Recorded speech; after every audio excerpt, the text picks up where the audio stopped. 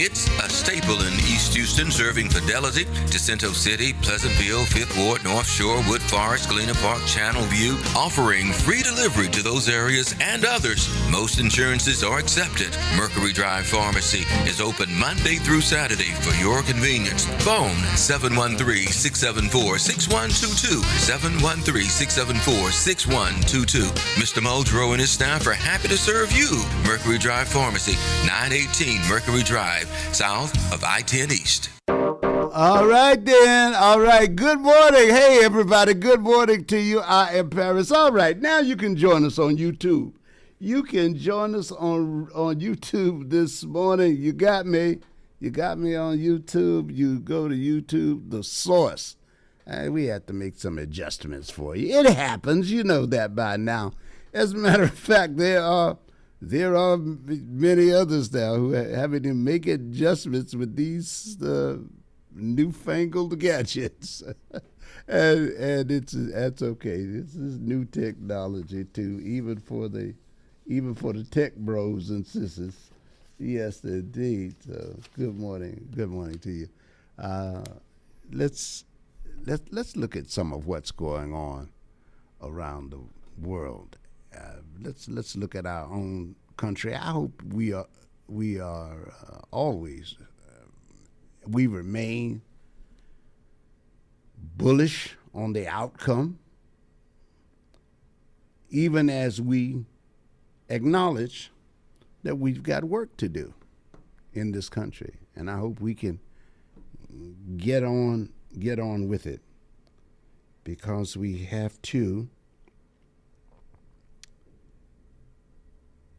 walk with one another through this. So many things are just happening right now. On the health front, we've got measles in the background lurking. It seems like we're having more cases of that. Democratic South Carolina Senate nominee, Medicare for All is a policy from a few decades ago. That's the quote from the campaign coming out of South Carolina. Another House Democrat pushes on nutty stuff. It looks like the tensions between the Democratic Socialists and the progressives and the moderates in the party, just identifying who the players are. Looks like there's going to have to be a sit down so they can all get on the same page. And of course, on the Republican side, there'll have to be a sit down between the MAGA people and the more moderate practitioners of GOP politics. South Carolina Senate Democratic nominee Annie Andrews on Wednesday dismissed Medicare for All as an outdated policy as she seeks to become the first Democrat to win a statewide race in the Palmetto State in more than 25 years. Medicare for All is a policy from a few decades, she maintains. She's a physician as well. She was speaking during a public interview. She added, "I'm a pragmatic person. When you work as a physician, you have to be a problem solver. You roll up your sleeves, you solve the problem in front of you, you work with whoever you need to work with. You don't let perfect become the enemy of the good." So she's the woman who's facing off against Senator Darlene Graham, the sister of the late Lindsey Graham, who she defeated Ralph Norman in Tuesday's GOP runoff, and she takes the spot. Hey, here's an interesting observation from Buc-ee's. Buc-ee's says that the gas station and travel center I'm speaking of, that the Buc-ee's chain said it will seek out conservative, business-friendly states for new locations after receiving pushback over its decision to go after small business owners with allegedly similar logos. We have a lot of opportunities. We're growing, we're building in a lot of places, but when you find a conservative, business-friendly state with a phenomenal workforce, it makes a difference. That's what the CEO said. Applin, Mr. Applin, Arch Applin III, and the governor, Sarah Huckabee, posted this tweet, this message from him. He says, and I'm starting to realize, Mr. Applin says, life's too short to try to build in places that people don't appreciate what you're bringing versus a place like this, speaking of Arkansas, where people do appreciate what you're building. Currently, the company has locations in Texas, Arizona, Alabama, Florida, Georgia, Kentucky, Mississippi, South Carolina, and Tennessee. The franchise can also be found in Colorado, Missouri, Virginia, and Ohio. So, Ohio Governor Mike DeWine has argued the company's decision to sue a local business operator in Beaver Creek, Ohio, for alleged trademark infringement and called that suit ridiculous. The lawsuit comes after Buc-ee's decided to open a new location in Huber Heights, Ohio, 16 miles from Beaver's Mini Mart.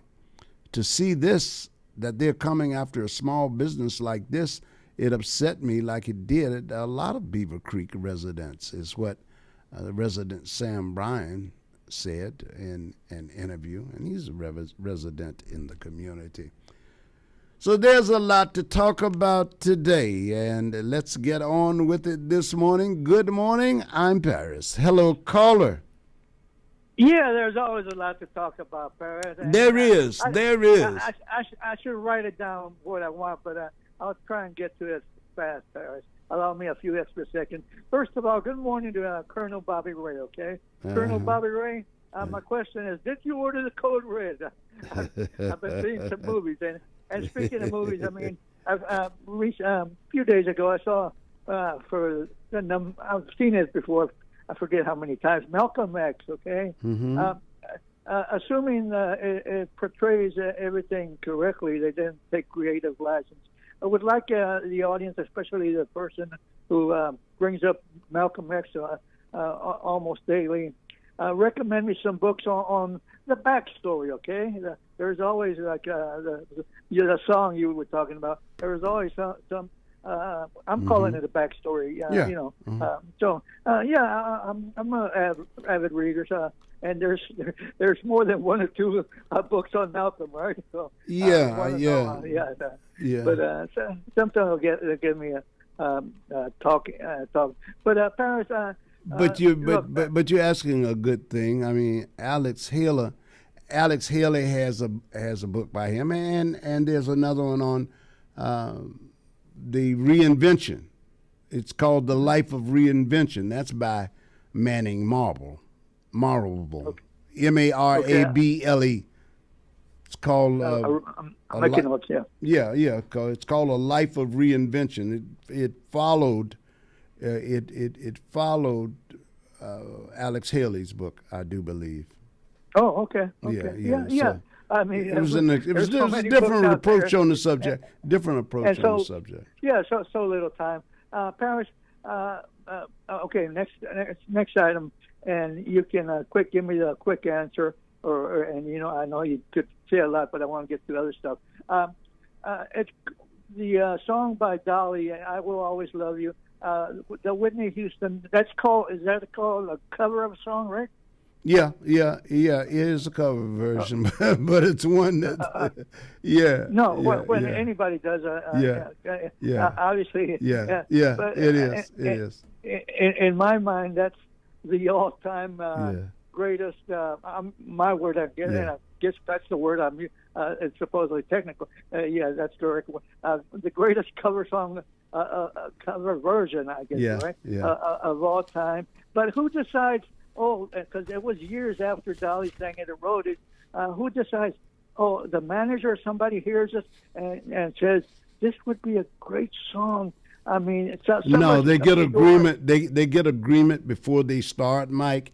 There's a place. This is just one of them. They can call Harry Fox Agency. You get the rights cleared. Once you get publishing, and I'm going to say this and get out of it just like you requested because you're right. Yeah, okay. I don't want to get into the weeds, but here's but here's the deal. You request whether you can use their song or not, and if they agree with it, you know, like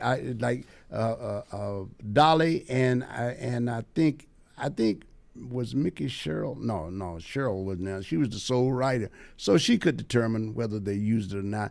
That agency would pass on a request to her, and her manager or she either could or somebody she designates a company. I got you. So first step, somebody heard it and says, "This would be great. Let's start the process." Oh yeah, that would be an A&R person, perhaps. You know, perhaps she went in to she went in the studio, and let's say Clive Davis heard it, and Clive said, because Clive was very active in Whitney's career. So so he would say to the AR person, or the AR person more than likely would have said to Clive, you know, something, I think we should do this. And then Clive would say, yeah, that's a good idea. Now, if Clive thinks it's a good idea, then it's going to happen because he's in control of the budgets, and that means that they're going to present it to her. Now, she ultimately is in control of what she sings, but if Clive says, yeah, we're going to do it, and Whitney says, ooh, I like that idea, or let's try to see what it sounds like, you know, then it's green lit from that point on. I got you. And you and Don Sam know your music. I'm sure you've got the old music that you would tell in your mind, this would be great nowadays if this person sang it. I mean, the cover version in it. Yeah. But we are on the same page. That is the greatest. Yeah. I think it's one of the greatest. I'd be hard put to argue with you on that. If you come up with a different one, I'm always listening. Yeah, I know. Now moving on.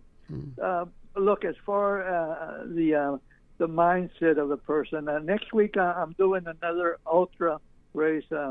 It's basically whoever runs more miles in 72 hours. You run and walk and sleep in 72 hours.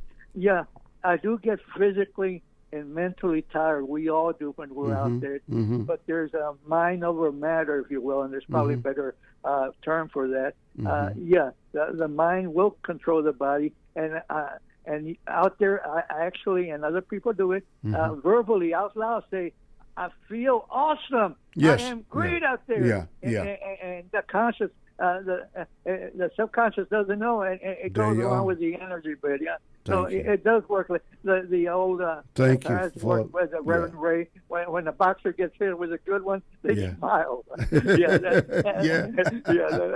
part of the thing. But you now, perhaps look. In terms of yesterday, I heard. I guess he's calling it person to person. Yes, what Michael's show? Okay, I love that. I loved that yesterday. Gary Stone called. Yeah, and it had a lot of meat on it for me. Okay. But the thing I took out of it, and people that listen, it's on YouTube, right? They can listen to it, right? I guess. But. What I got out of it, and this is how I think, this affects Mike. And by the way, a little side note, Mike, I used the line from Michael. Michael says, I've been black all my life. Well, I've been brown all my life. But that doesn't tell him to say I can speak or even know the experiences of other brown people. So, and white people, and meaning Gary or anybody. My God, Trump is a white people, is a white person. Please don't take every white person. And they know, everybody knows. I'm stating the obvious. But sometimes we tend to generalize, okay, in terms of our race. But the main thing, getting back to the subject, what I got out of that show is a man who is dealing with a grief, okay? His wife of decades and decades passed away. And I can tell he's faced some counseling, as we all should. Wow, that's very perceptive of you to pick up on that. He used some phrases, and you do the best you can, but and family's important, and you go through it, and the best way you know how. Okay, but and we all. Not all. There I go. Eventually, you, every one of us, I guess, will face some sort of grief. Okay, or whoever it might be, a sibling or a spouse or a child, and that's how to compare that. But a child is worse anyway. But no, you do the best you can with what you have, ladies and gentlemen. Wrapping it up. Look, we all individually are exactly where we should be physically and mentally. And you can apply that collectively. Nothing happens. You don't happen to be. If you're not where you want to be, it's not your time. Or if you don't get what I'm saying, it's not your time. And trying to be something you're not, or getting to a place individually or collectively, it'll happen in its own time, ladies and gentlemen. You cannot rush the process. And Paris is exactly where he should be, mindset and physically. But what's that? Little heard? Okay. No. That was me turning that was me turning the sound down on another on another clip. Young people? And that's another thing. There's nothing wrong, and we learn from young people, right? Yeah, sure, we do, sure. As a matter of fact, and I have no problem disclosing this when I talk with these young people around here. When they do whatever they do, come in and we talk on the phone. That I deal with it pretty straight. I say, look, you know something, I'm going to show you this the way I learned it, but I'm going to bring somebody in who and identify who the person is, and I say. Well, and I'm telling you, you are going to learn twice. You're going to learn what I've taught you, and you're going to do it in half the time, and then you'll go on to learn twice as much, okay? And they like to laugh at that, and they find out it's true, though. I mean, I'm saying that bear in mind that because certain things we have to work out for ourselves, my way may be a little longer, all right? I said, however, but they thought it was like, oh, good, cool. They thought they'd really learned something. I said, no, if you think this is something, I'm going to put somebody in here with you who can really show you. Yeah. That's the objective. I don't want anybody to be as good as I am. Okay, I want somebody to be better than I am. That's what I'm encouraged. I'm not trying to have somebody say, "Ooh, I learned this, and it must be the right way to do it because the OG taught me." No, I don't want that. I want you to lose that frame of mind. I want you to say, it'd be better if you did. I've learned so much from Kerry Lewis as one person. And he's just one. All right, Alendria. And I really love this. If you got grandkids, I'm really good. I'm really down with today. Give them the phone. I got my hands on Alendria's grandbaby, Jakai. He's like 3, 4, and 4 now, 5. Okay. You know what I'm saying? Good point. And I get it. We all learn from each other, and they learn from us. Yeah. But it's nothing wrong with that. And I'm the same way, Paris. I do things my way, and it takes a little longer until somebody teaches me. You can do it half the time, and then it might take me a moment to learn. But okay, eventually I'll get it, Paris. Yeah. It's like when I'm trying to share something with the audience too, Mike. I like to give them before I present it. I have to go over it several times and speak to myself in my authentic voice and let it get through to my subconscious. But I have to explain it to myself several times to see which phrases I don't understand. I reframe it because I know that sometimes in the reframing, I may tend to think of one word as one way only and not even know it's being employed in a different sense there. So I have to do it before I try to explain it to somebody. You know, it's pretty. It ought to be a rule of thumb, I think. Once you can explain something so you understand it, then you feel safer trying to explain it so somebody else can understand it. But we should make the effort, you know. And that reminds me of the professors who know a lot of their stuff, but they can't explain it in terms that the students can understand it. So yeah, finally, audience, give me some Malcolm Brooks and give me a better song than Whitney's cover song. Have a good day, Barry. Okay, Take all care, right, man. All right, we are the source. Yeah, yes, indeed. So if you got some other books on Malcolm that you can recommend, that's welcome news. We're going to take that premise right now, but I'll go to another premise too. There are other people out there who are like, if you got something on Dick Gregory, let's talk about your reading list for that genre, for that advocacy, active social activism genre. Hello, caller, you're on. Well, good morning, Paris. How you doing this morning? Well, now I am good, except you're breaking up a little. You got static on your line. Are you on a Bluetooth, or is it just the? What?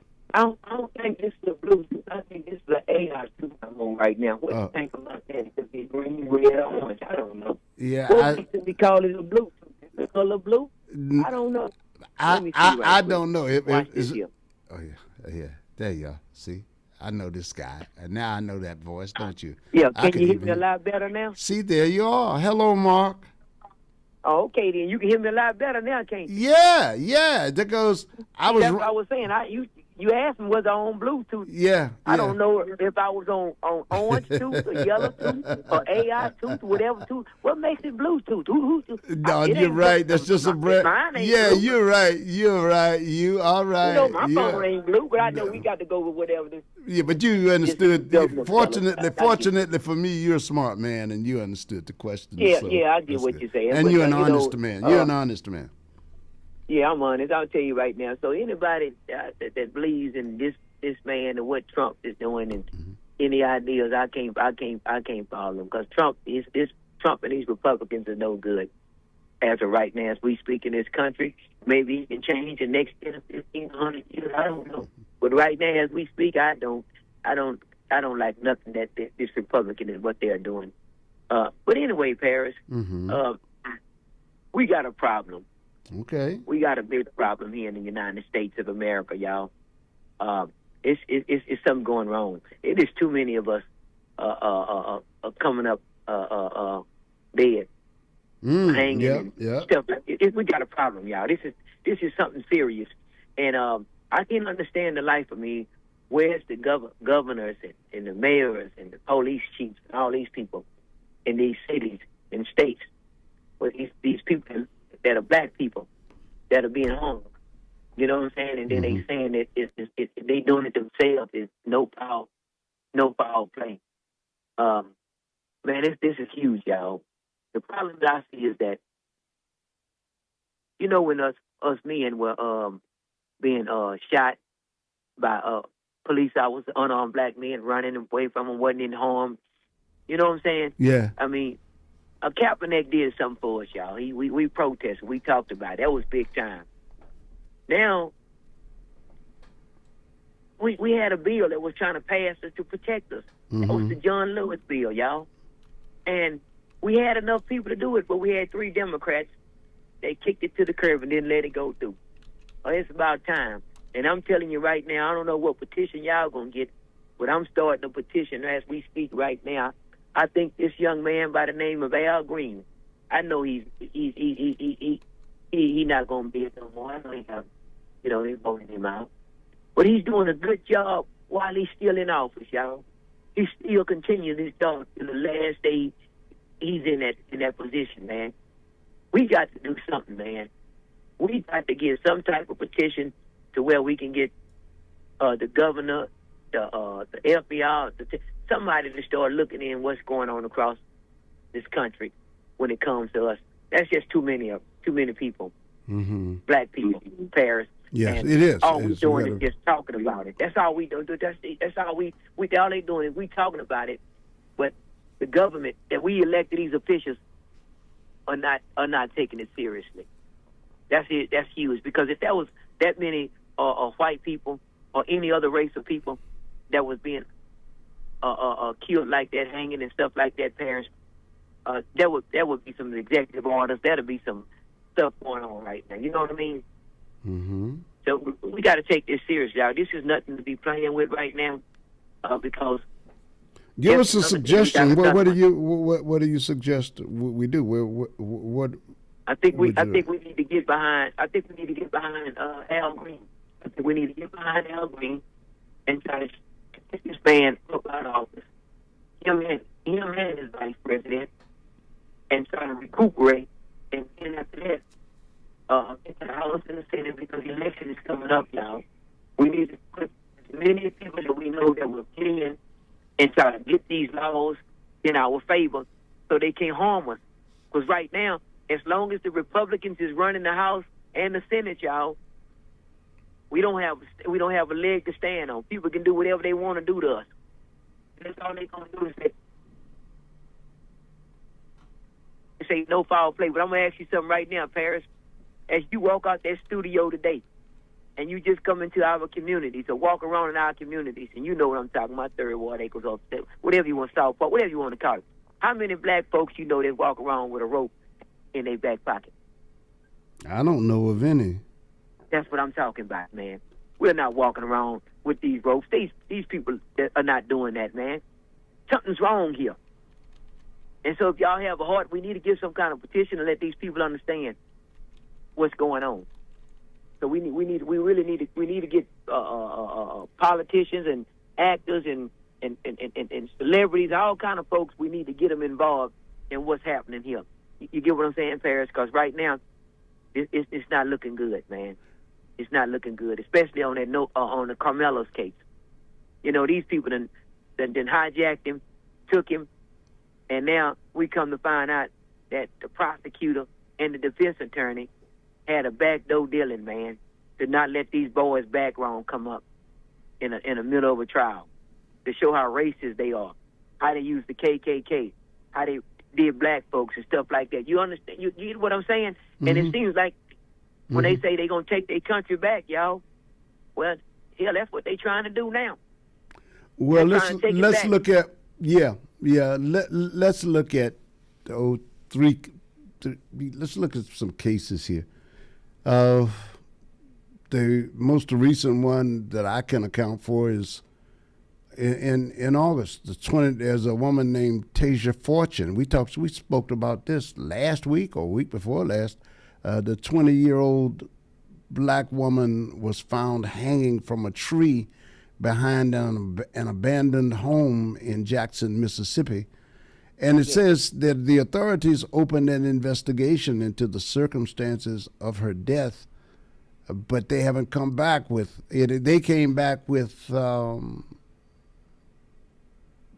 think it was not natural death. You know, it's like they couldn't find any foul play or whatever whatever wording that was. And then in Georgia State University, you may remember this one. We talked about this one before.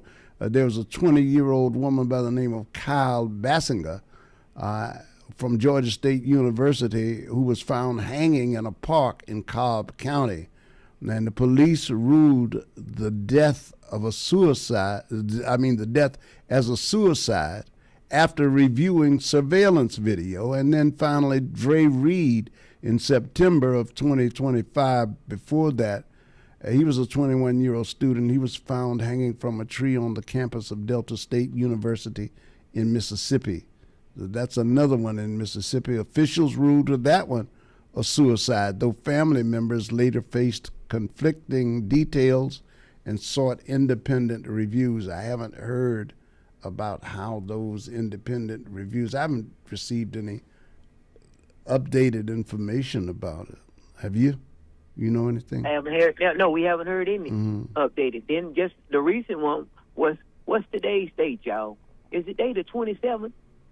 Yeah, it's the 27th. It's the 27th. I think we just had another one not too long ago, y'all. About a week, a couple of days, something like that. Black guy again.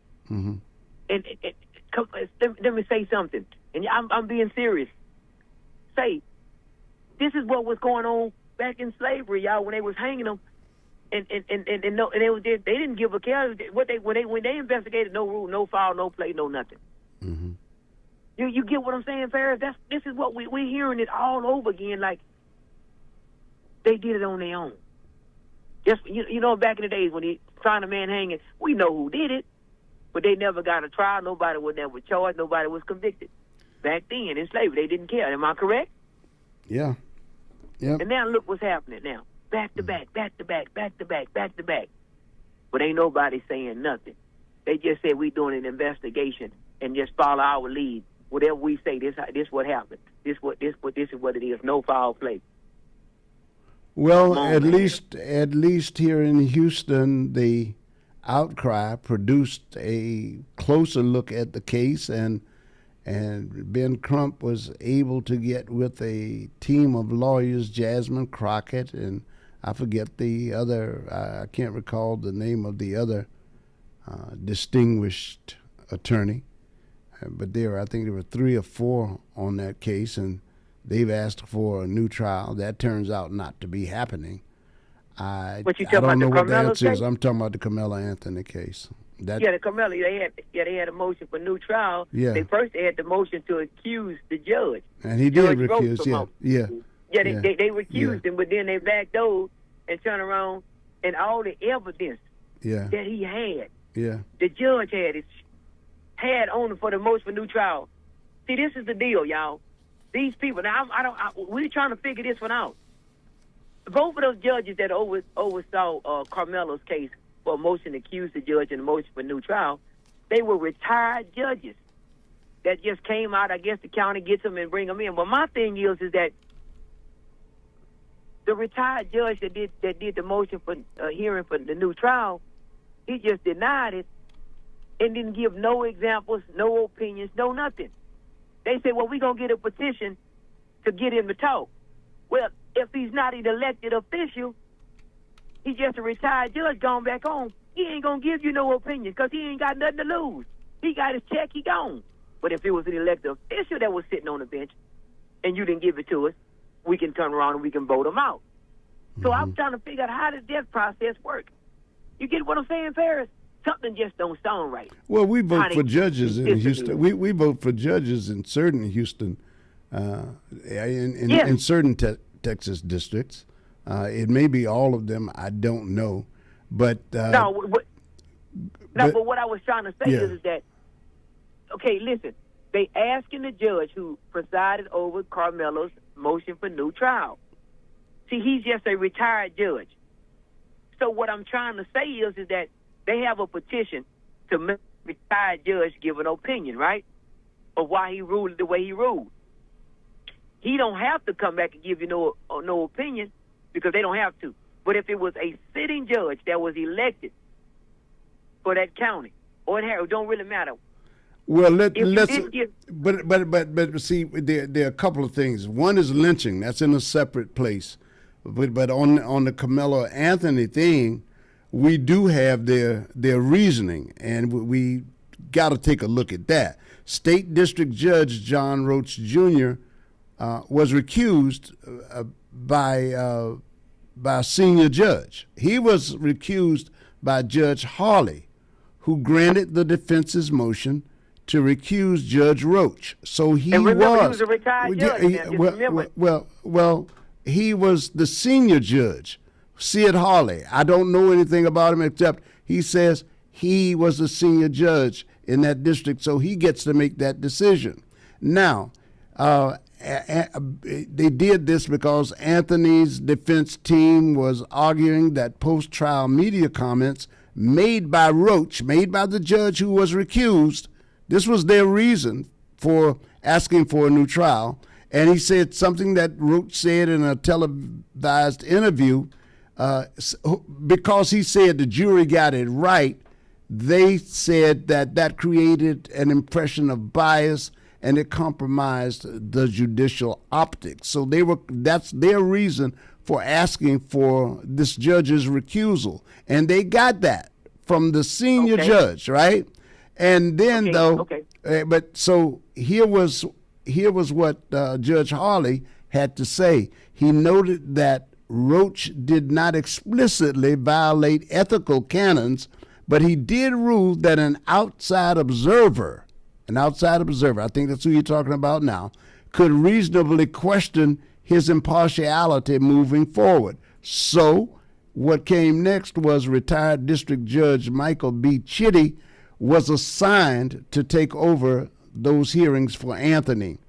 And he turned down, Judge Chitty presided over those hearings and ultimately denied Carmela Anthony's bid for a new trial as relief from that 35-year sentence. So I guess that takes us back to the court. So I guess his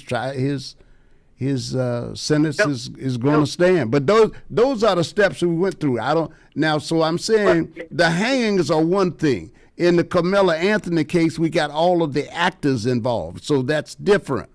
In the hangings, we don't have, and we don't have the perpetrators. So we don't, and we're blaming. And the argument against that is, from my perspective, and I think I'm on solid ground here on a traditional perspective, we know people generally don't hang themselves, as you pointed out. So we think that I'm saying it's not transparent. How they came to the conclusion that it's a suicide is suspect to me. I don't take their word for that. So it's kind of a different thing. You understand what I'm saying?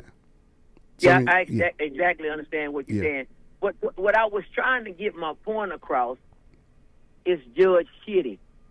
That's the judge that presided. If you kind of understand what I'm saying, I'm not worried about the judge Roach because he was accused. I get that part. I understand that. I get all of that. My thing is that you got another retired judge, and you just stated Judge Chitty.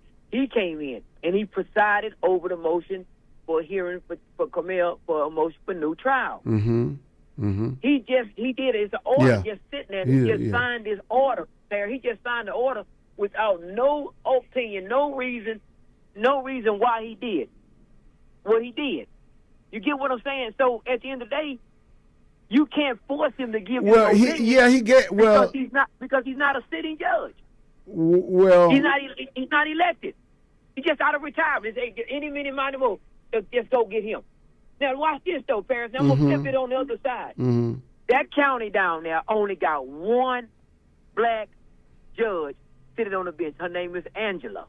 She's the one who oversees Carmelo's bond hearing. She heard the facts and she lowered his bond.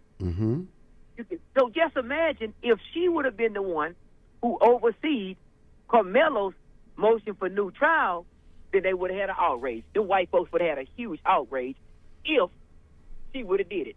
You get what you see where I'm going with this here, man. We should have an outrage because we had all these judges that he had. There's only one judge that was black that was on Carmelo's, and that was the bond hearing. Everybody else were all white. I'm assuming the lawyers did that. One of the reasons was to get the dream team. They were supposed to have been and I don't say this dismissively, I'm saying that I would think that they presented all of this, but the guy has simply said that he denied the retrial motion. So I don't know how you go to a court and demand that a judge changes a ruling. He's denied the request for a new trial. I don't know how far we get with that as just citizens demanding a new trial. Yeah, go ahead. Yeah, no, that's not what I'm saying. What I'm saying is that regardless, he denied it. Yes. But the people will want to know why you denied it. Because the evidence that the people saw and heard. Yeah, well, the lawyers are going to have to demand that. I mean, okay. I'm saying the public can ask for it, and they can ask for it, and they can ask for it. We know the public can make their voices heard. It's proven. That's why he was recused, right? Because such an outcry. I I get you. I don't want to go back to the recused because the public did that. The public. Well, I don't know how we get there beyond that. I'm saying I feel you. Yeah, I feel you on that. But I don't know how the outcry, what the legal route is. I mean, beyond expression, I'm hoping that we can, that if we're going to suggest something, if I were lined up in that camp, I would want I would want the new trial. That's all we can ask. That's the best that they can ask for is a new trial. It's certainly not going to set aside the verdict, I think. Well, we not asking they wasn't asking to set aside that verdict. They was asking for motion for due trial because of the backdoor dealings that the prosecutor was doing with the defense attorneys without Carmelo being even present whatsoever. That was proven in the hearing, and then the judge still didn't. See, what I'm trying to say is that I hear you. Not only Carmelo, but across this system with this administration and the Republicans that are up under it, it stinks to me. Okay, it doesn't smell good at all. I don't understand why the feds, nobody is stepping in across the whole and say, look, man. Well, think about it. You'll understand why the feds haven't stepped in. I think you could draw some inference from that, but look, this was a trial. They submitted the evidence. The feds will say that's what the people of Texas decided in their courtrooms more than likely, and we're not going to interfere in the state trial. So, I mean, that's what I would think the response would be. I wouldn't be surprised if that were the response, but I don't see what else they can do. If you're violating the person, listen to me. If you're violating due process, it's civil rights. But you have to argue all of that in court. I'm saying the average citizen just can't go pop up and say you violated that man's civil rights because you would have to have some evidence. That's a real charge. A courtroom is very different than just arguing you can make reasonable arguments. People make good arguments in barbershops or on the radio behind the microphone. There's a slightly different standard. I think we need to keep this in mind. There's a different standard for prosecuting things in a courtroom. Like, I'm free to tell any lie that I want to tell here on the air, as long as I do not slander or anybody or defame anybody. I can tell lies, right? But I can't go to the courtroom and tell a lie because I can perjure myself. So that makes a big difference. Okay, Mark, got to run. All right. Okay, buddy? All right. Well, hello, caller. Yes, sir. Have a cup of coffee, Paris. Yo, what's up? What is up, man? How you doing? Doing good. Have a black cup of coffee, and Ralph added on saying black is Joe Johnson's right hook. A black cup of coffee, right? Yeah. They used to say back in the day, right? You heard that expression about what is it? Black like Jack Johnson, strong like Joe Louis or something, right? Yeah. Ralph added that, and I appreciate that. I agree with that. Yeah. Listen, Texas Mike. Yeah, you're right about Malcolm, man. Malcolm tried to tell people to not create their own mental chaos. Okay, if you can. Now, I know it's difficult, but it is something to think about. We try to avoid creating our own mental chaos, right? And what I just heard is an example of it to me, because this is what the system does, especially the criminal justice system. All these different moves, that equal. Well, how did that happen? How did that happen? Yeah, what happened? How did that happen? Yeah, I know exactly how it happened. That's the criminal justice system, right? Yeah. So, Paris, you agree with the death penalty? With the death penalty? Oh, you mean as a concept? As a practice?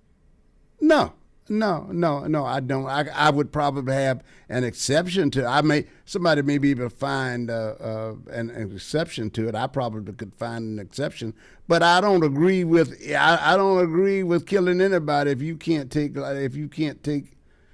restore life. You ought not be taking life. Is my general view, but I do understand the thinking behind it. I understand the thinking behind it.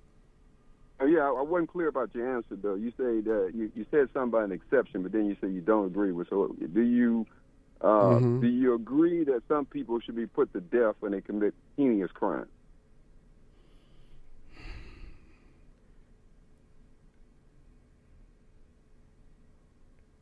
I'm pausing because I really have got to say no. I don't agree with it. However, my agreements don't always remain the same. Somebody can show me a case. I guess I could. But no, overall, no. No, I'm opposed to the state taking life. But Okay, so go ahead. Go ahead, please. No, I want to hear you're going to give me something. Go ahead. Go ahead. No, what I was going to give you was just more of the same. I'd just be adding on to what I already said, and I want you to go ahead and say. Yeah, okay. So I know it's a conflict in military times because that is state sanctioned, right? Yeah. All right. So listen, the reason I bring this up because why? Now here's how this is how I don't want to use the word retarded, but. Here's something to consider, right? Mm-hmm. A person can go and rob a bank and kill someone and face the death penalty, mm-hmm. right? Mm-hmm. A guy as a terrorist can kill or be the mastermind behind 5,000 people getting killed or more when we had the attack on 9/11, which is coming up. Mm-hmm. And he sits in Guantanamo Bay. Okay. All these years. Okay. So, I mean, what does that bring any thought to your mind at all? No, not at all. I understood it because the lawyers who were trying that in the military, they try under the military code of justice. These lawyers believe that it's more fair and that you only increase the amount of killing when you do that. You just create martyrs when you do that. They have some reasoning to what they're doing. They're not just saying let these guys go. They're saying you can punish them with life imprisonment. There are people who are those terrorists you're talking about. Some of those people are still in prisons. They're just elsewhere in other prisons. Yeah, that's my point. But my question was, what does Paris think? I just told you that's perfectly fine with me. That if they want to do that, I thought you said something about what the lawyers think. But yeah, I did because that's how they got there. Wouldn't you like to know why? You said to me that I just don't understand that, and then you asked me what I think. Well, I wanted to begin by saying, well, I do understand it. So in that issue, I'm not as confused as you may be. So let me say it more clearly. I'm not as confused as you may be about it. So maybe I can't help clear it up for you either if you don't understand what the lawyers said, because their reasoning was explained. It didn't happen. This wasn't hidden. This wasn't hidden. They went to court for it. They explained it many times, actually. So I'm saying, okay, I heard their reasoning, and I don't blame you for not following that. No, but, I call it mumbo jumbo. Oh, sure. Well, look, But what I heard. Well, I can't unmumbo their jumbo. I can't. All I say is I agree with their reasoning. And you know what? That is a case where I can be consistent because it allows me to say, yeah, let them live. Though on a battlefield, if you bet the same people, you'd kill them for shooting at you. So, one size does not fit all. I know that's such a nice way to think. I know it's American citizen can be put to death for whatever crime they committed and handed down a death penalty in these states. Mm-hmm. But a terrorist that threatened the entire country and killed thousands of people, mm-hmm. he needs to stay alive because what is that again, Barrett? Because to kill them would only create more martyrs in the country that we are already operating in. The enemies, you see, here's what happens in America, right?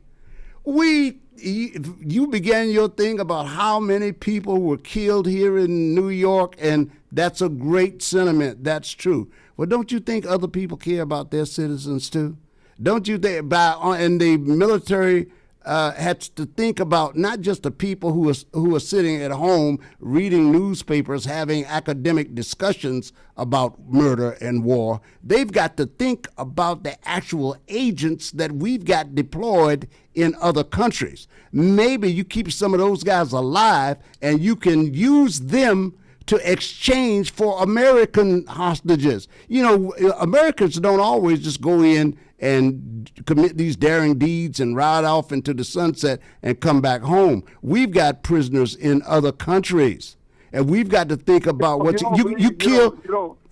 I'm telling you a fact right now. You don't believe that deterrent is effective then? So this whole concept behind policing, you said deterrent is not. Wait a minute! Don't move from the terrorists to the police. Now you're back to the police. Yeah, you told me you brought up the military. I've told you what I believe, man. Look, I said there may be some exception, but you certainly didn't find it with that argument. I'm saying if they didn't kill those people who plowed into the tower. Because they had the people in the conspiracy, and if the prosecutors thought it was okay not to kill them, I don't lose any sleep over that. Why would I be mad about that? I got things to be mad about, like the price of groceries. I got things to be mad about, like the price of gas. I got things to be mad about, like the mistreatment. If anybody's mistreating our service people, since you brought up the Guantanamo thing, we got Americans doing things to our American service people. Should we punish some of them? Should they at least be imprisoned because of what they are doing? So you see that conversation moves into another area if your ideology is that you are so outraged about these terrorists. We got our own officials committing at least psychological crimes, but we know that comes with the territory. I'm saying it's you equate a terrorist with a representative. Yeah, I do. If I'm a soldier, if you're damn right, I do. Do I? Yes. Wait a minute. Yeah, hold on, man. Hold on, bro. Go ahead now. Make your point. You equate the act of the terrorists that brought down the towers in New York City with a politician not being able to bring the price of groceries down? They should face the same kind of scrutiny. Yeah, I do. I think if they are, here's what I think: the charges would be different. The result would be the same. If you are neglected, and you can only, you know what, and not every service person would feel that way, but I can understand a person who feels left to hang out to dry by the country that sent him there because some bonehead bureaucrat made the decision to ignore his requests for mental health treatment. People who pose as civilians do a lot of strutting, but they also do a lot of harm. They walk around preaching in these lofty tones, and they talk about their ideals. There's plenty enough. If you think the terrorists should be put to death, what about the people who let them into these different airports? What about the people who were supposed to have been watching them? They dropped the ball. Should they? Where did they go to jail? All right. I mean, what was the interesting, man? Yeah. Very interesting. Yeah. I'll let somebody else weigh in on it. It's interesting. Yeah, but before you go, please weigh in on let's weigh in on the officials that you're talking about right now. Please weigh in on what do you think should be done to the officials who send people on suicide missions, who destroy their lives forever. People die all kinds of ways, man. That's right. Yeah, I don't know those guys that you're talking about. But see, I don't know. You know what? I don't know. I hear you talking about these thousands of people. How many did you say? I think it was 2,000. I think it was 4,000 or 5,000. Yeah, altogether, it was quite a few. It was a lot. I think it was 2,000. Yeah. And so you think they should be? Did they walk away? Did they walk away without any punishment? No, my point is. Did they walk away without any punishment? They didn't die, is what you were saying. They weren't put to death. Why do you? I told you why they didn't walk away, according to the military. So, yeah, I mean, something is left out of your equation. It seems your indignation, about people dying is very selective to me. I mean, you haven't talked about the soldiers. You haven't talked about the actual people who will have to suffer the consequences of us killing people in this country when we've got those people in the military have to think about the other people, our soldiers who are already stuck in a foreign country. See, you think like, oh, America, America, America. And that is exactly what our generals say. We need to think about those people when we go into their countries. They've got feelings about their population, too. We're the terrorists. We drop bombs from the sky on people. They say we're cowards because we don't come down and fight. We are killing people. We just bombed a school, for crying out loud. And that could be a mistake. I wouldn't want the person who did that executed, but you know what?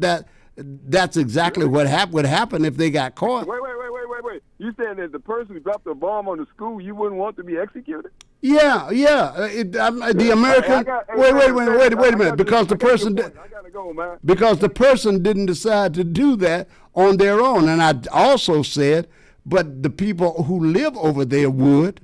So they've got their own view about what justifies death as well. And that's what the people in the military, the attorneys in the military have to think about. See, we don't even think about our service people. We think about them all too many of us don't think about the consequences to the people who are actually serving, because we've got this John Wayne 1950s movie point of view of our soldiers, and also about the worth of other human lives. We seem to think that everything must revolve around our desires. Oh, they killed Americans. Should they be put to death?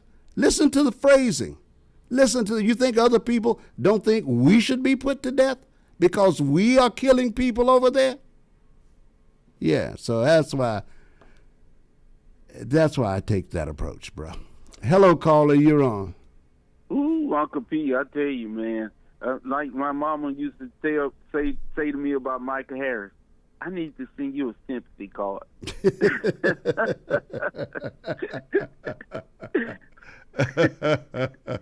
My God, man. You know, I mean, who are you really talking about as far as terrorism? Boy, that's a big broad brush. Yeah. Don't you know we living in an area where we suffered a lot of terrorism and still to this very day? Yeah. Wasn't the public hanging a form of terror? Oh, yeah. You know? What about lead in the water there in Flint, Michigan? Yeah. Wasn't that a form of terror? Yeah, people die slowly. People die slowly because of our policies, and we don't seem to even want to touch that. And I'm not asking for those people to be murdered. I'm just saying at least they should be disciplined. You know how many people go broke because they get burned by scams and their life savings go into something? You know, there are ways to kill people. You think that stuff doesn't matter to people, that they lose all of their money? Yes. You know, that's that's craziness, man. Yeah. And it's true. I mean, because with that water situation in Flint, that was a form of sabotage. And remember, they know who did it because they made the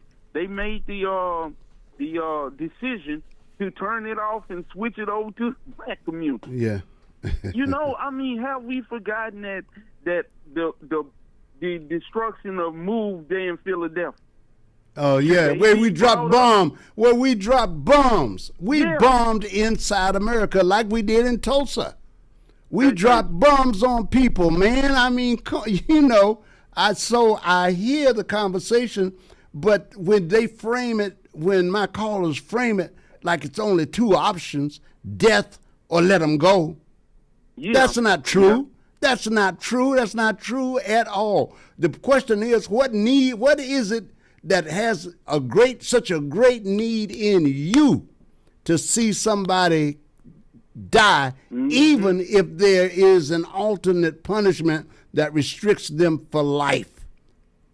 I mean, and I tell you, and we have been the victims of that because you have people. Texas Mike brought up Malcolm. Those two men were exonerated, and they was told that they never had anything to do with it, but to make it stick. That lie to make it stick. Yep.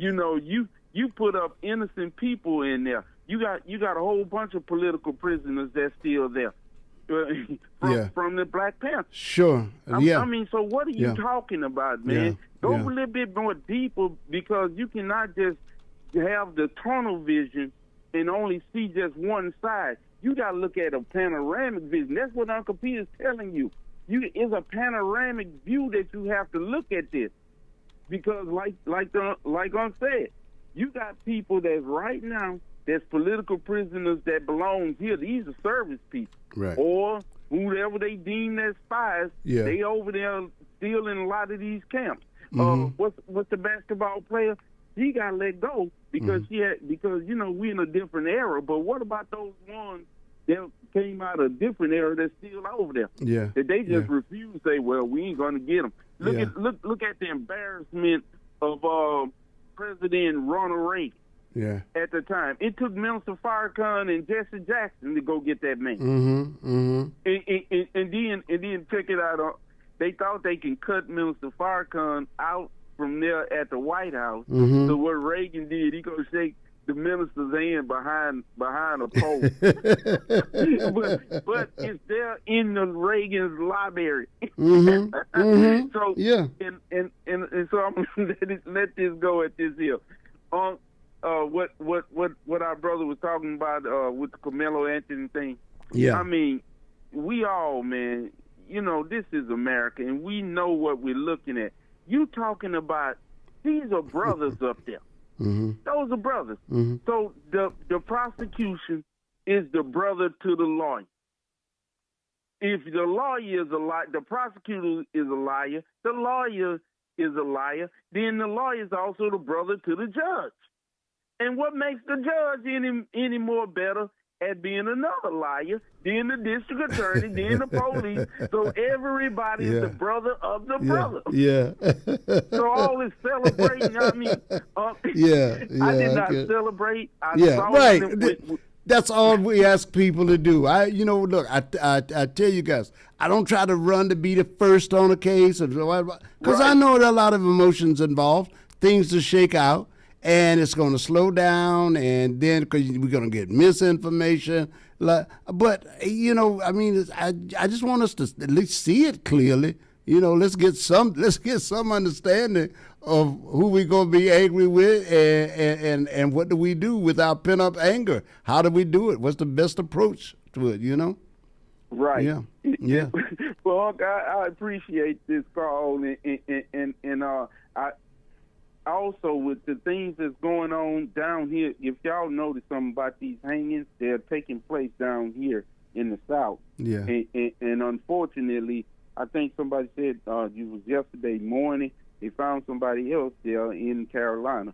And I just want to tell y'all, now, the reporting is only being one-sided, but you done drove some people down there to the point to where they actually retaliating, but you're not going to see that's written anywhere or see it on the news. Yeah, but they're strapping up. Yeah. There's a response. They're strapping up. Right, yeah. Okay, buddy. Okay, all right. You know, and listen, ladies and gentlemen, I don't expect. I want to give you some facts. And when you call me, I'm not trying to win an argument. I want you to take something from this. Because conversation ain't really about winning and losing. At another level, it's about persuading, perhaps sometimes, and sometimes it's informative, sometimes it's instructive, and this is what conversations are about, and this is why we make these presentations. Now, let's go back over the thing. Since the caller brought up Guantanamo as an example, I had to go back. I like fact checking myself as well, so I'm going to, because I was trying to recall what was going on at that time, and I recognize, because I recall sometimes I might marry two things together, but here's what I did find. Military prosecutors and judge advocate generals, these are the JAG officers, occasionally choose not to seek the death penalty in capital cases, most notably demonstrated in the high-profile Guantanamo Bay Military Commission trials. And I got this. You can just put in JAG officers why they did not seek the death penalty. You get the same thing. And this is from around the web, the internet as we call it, right? So here's some examples of what they've gotten. JAG officers and military prosecutors typically take the death penalty off the table for several strategic, structural, and legal reasons. I thought it better if I present these to you, and then you can, my words can be confusing, and I get caught up, and I'm trying to explain stuff I don't know, and I ain't trying to. That's not the purpose of me being here with this show. I like when there is something we can get after that has some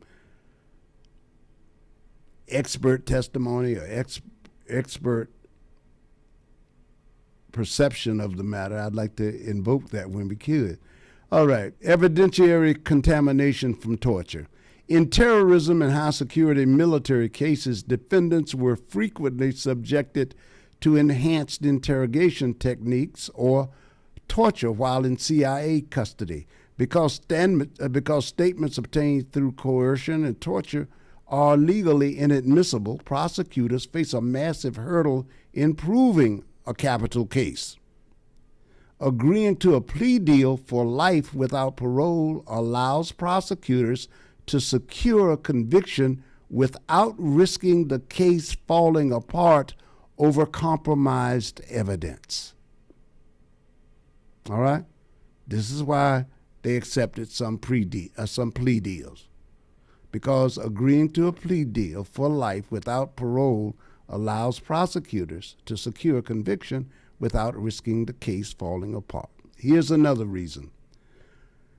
It avoids decades of pretrial and post-trial delays. Capital cases in the military justice system require significantly higher procedural standards, checking far more legal boxes than non-capital cases. This triggers endless pretrial litigation, disputes over classified information, and competency hearings. For example, the 9/11 conspirators case has languished in pretrial gridlock for over 2 decades without ever reaching a final trial. Taking the death penalty off the table is often seen by prosecutors as the only viable path to finality.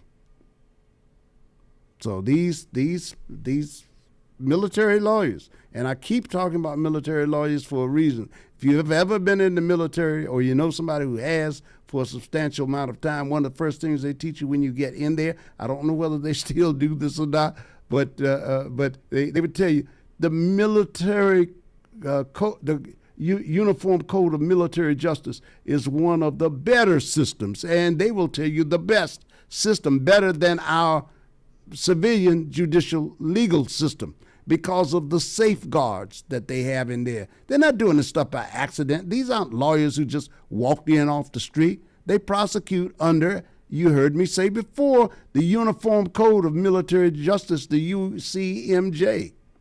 Any death sentence triggers an exhaustive automatic appellate review service. An automatic appellate review process. If you've ever been into trouble in the military, you understand that. It can take some time. The case is reviewed by the Services Court of Criminal Appeals, the Court of Appeals for the Armed Services, and potentially the U.S. Supreme Court. Furthermore, a military execution cannot legally occur without explicit personal approval from the President of the United States. Because of these immense systemic hurdles, the U.S. military has not actually executed anyone since 1961, making the death penalty an incredibly difficult sentence to finalize. That's where you get from me that I agree. So what are they saying here? They're saying we know that a death penalty can happen. It's not that we are against the death penalty, but given the ways we have to get it over here, it's what these lawyers and attorneys have concluded. It's easier for us not to look for that and come up with another method. Securing answers for victims' families. In complex or historic cases, taking the death penalty off the table is used as leverage to force defendants to waive their rights to appeal.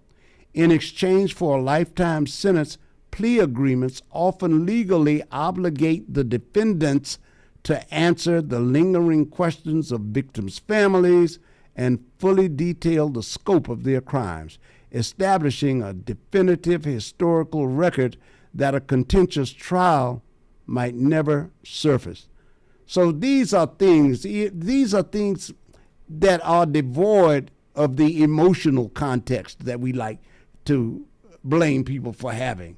There's a reason people do things other than, as a matter of fact, very people who consider themselves very logical will scorn emotion, when really it's generally the people who understand how weird, how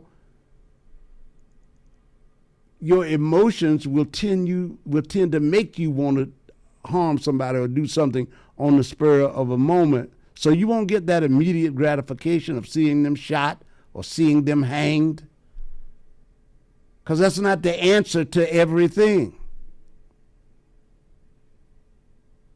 And when you don't have that forethought, let me tell you something else too. You think the people who had people on that vote in Venezuela take our word for it, that those people were not fishermen, that they were transporting dope? And we couldn't even prove it. You want to talk about killers and torture and me comparing politicians and all? No, I'm saying every congressperson who allows our government to go off and behave like that, and they come back to America and they get they get to be cabinet members, they get to make speeches in Congress. I'm talking about the political figures who support this kind of stuff now.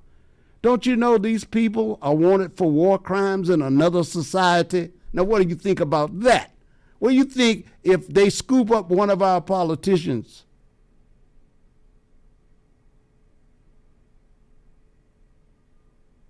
and they want to execute that politician? More than likely, somebody over in that country is going to say, well, this one politician that we have captured, as much as we'd like to kill him, he might be worth more to us because maybe we can get 5 of our fighters back. No. If you kill somebody, then that's off the table. But don't act like we don't do these things. It's like you just seem to present that as a no-brainer. See, this is the problem with simplicity. if a thing has more than one answer, and if it's not the answer you want, you consider it complex. It's too much to think about. But it ain't too much to kill somebody? No. That's what these people in the military, that's why the military says that you're witnessing it right now.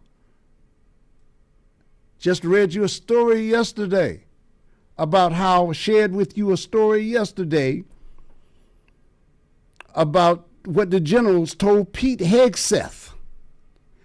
Politicians want to make that seem like being bleeding heart or liberal, and many of you have picked up that phraseology because it sounds so tough to say, we've got lethal, what is it that he called? Lethality, the warrior ethos. It makes us sound tough.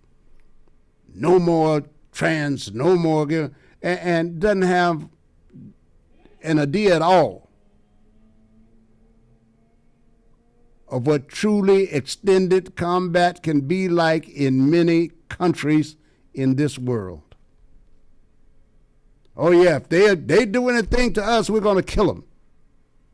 Well, that doesn't seem to be such an easy decision when they're holding 12 American hostages. And we're the ones saying, wait, look, keep them alive. Don't kill them. We'll make something else for you because we can keep talks going. You think we don't beg people not to kill people? We don't want other countries to execute the death penalty on us. No pun intended. I just couldn't find another word. We don't want other countries to enforce the death penalty on our soldiers. So if I say I'm for execution, I got to be for the execution of our guys too when they're dead. I can't have two standards. I'm saying I'd rather not. That's why I can comfortably say and not find any conflict in my reasoning. My opinion is practical because it recognizes the fact that you can do something so horrendous to a certain group of people, any group, that somebody's going to say this person needs killing. I didn't say a person shouldn't kill somebody who breaks into their home. So let's just try to posturing is good and getting short yes or no answers. No, I like to think things through. And I still don't always come up with the right thing. But I have thought about it. Not what makes me sound tough.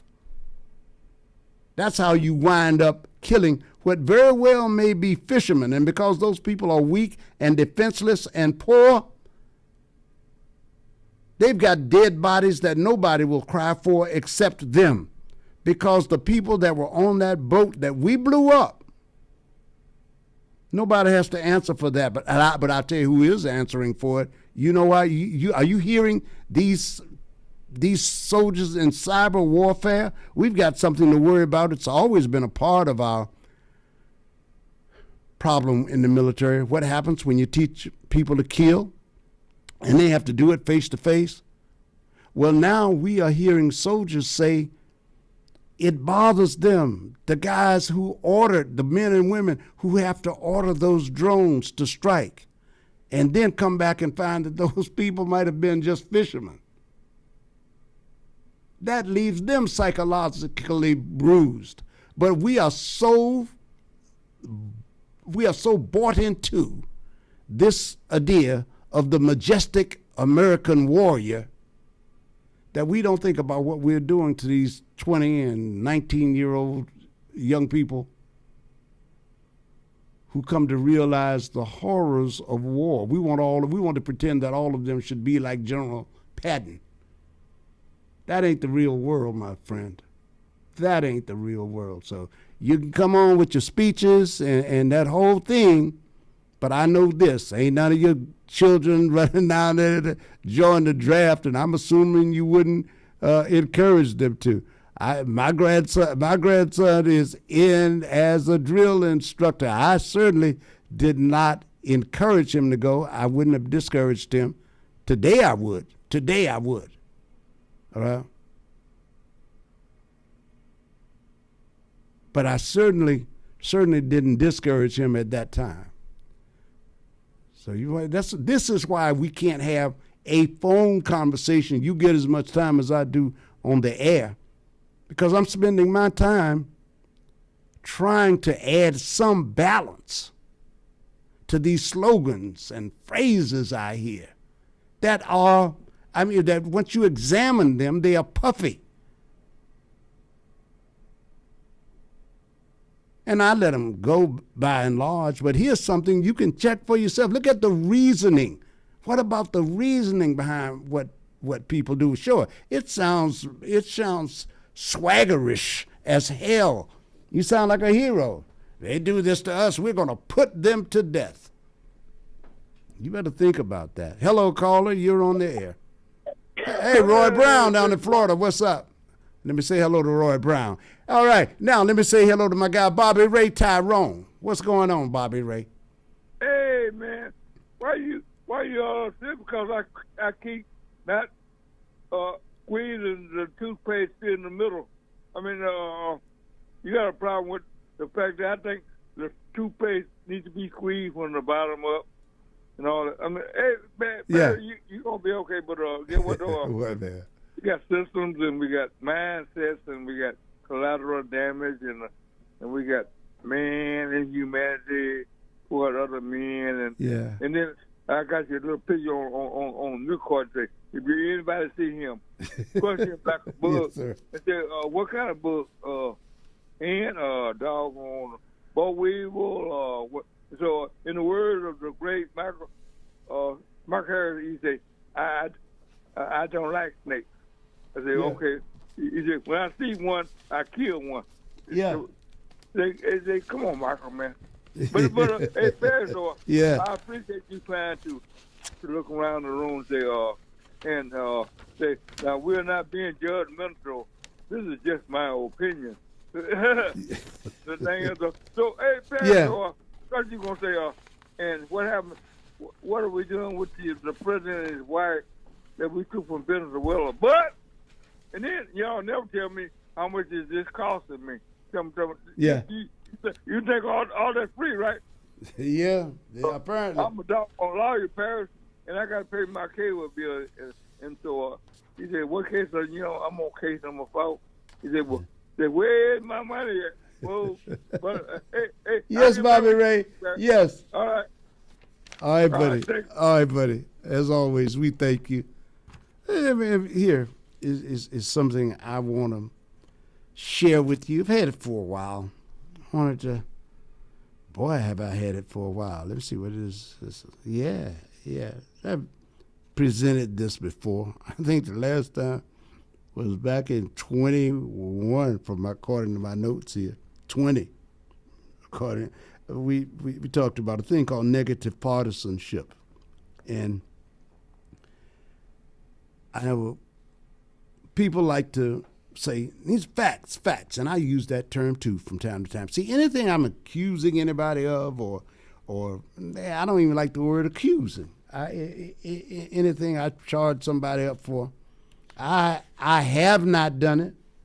I have done it, and am likely, if I have not done it, I'm likely to do it in the future. I always keep that in mind unintentionally. All right? So everybody gets some grace. And I do know that it drives some of you crazy to think that, oh, wait a minute, didn't he just say he disagreed? Two people can say something similar but not the same. And you have to listen to what the person is saying. People can present two solutions that sound exactly the same. I agree with one and maybe not the other, because maybe I think the other is just not fully thought out. They may come to the same conclusion, but for different reasonings. And there may be something in their reasoning with which I disagree. So that's why we like to share this kind of information with you. Fact checking is helpful for understanding what is true and what is false. But so this professor of political rhetoric wrote a piece about it. But he says it's also the wrong way to evaluate campaign messages. Traditionally, political communication in the final months of a campaign, and that's where we're headed to now, traditionally during this time, these messages serve two purposes. First, it's intended to spark name recognition so voters who have not been paying close attention to politics feel like they have some connection to the candidates. Second, it is designed to persuade potential voters, including and especially non-committed voters, that a party or candidate has the best vision for the country. Now, these typical purposes are designed for a world in which there is significant agreement across the parties about shared goals and values, but significant disagreement about the best ways to achieve or advance those shared commitments. When there are lots of undecided voters that each party tries to appeal to. We see that now, and we know that this is so if we've been voting for a while and paying attention. When there are lots of undecided voters, it can be vital to show that one speaker or another is lying, because that can help voters make smart decisions.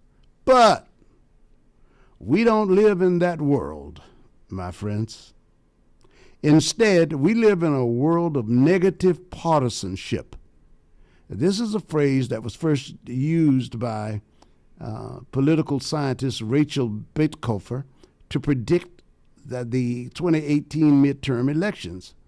Negative partisanship is the theory that maintains most voters are not motivated by attraction to one party's platform, but by dislike or even revulsion at the other party's platform.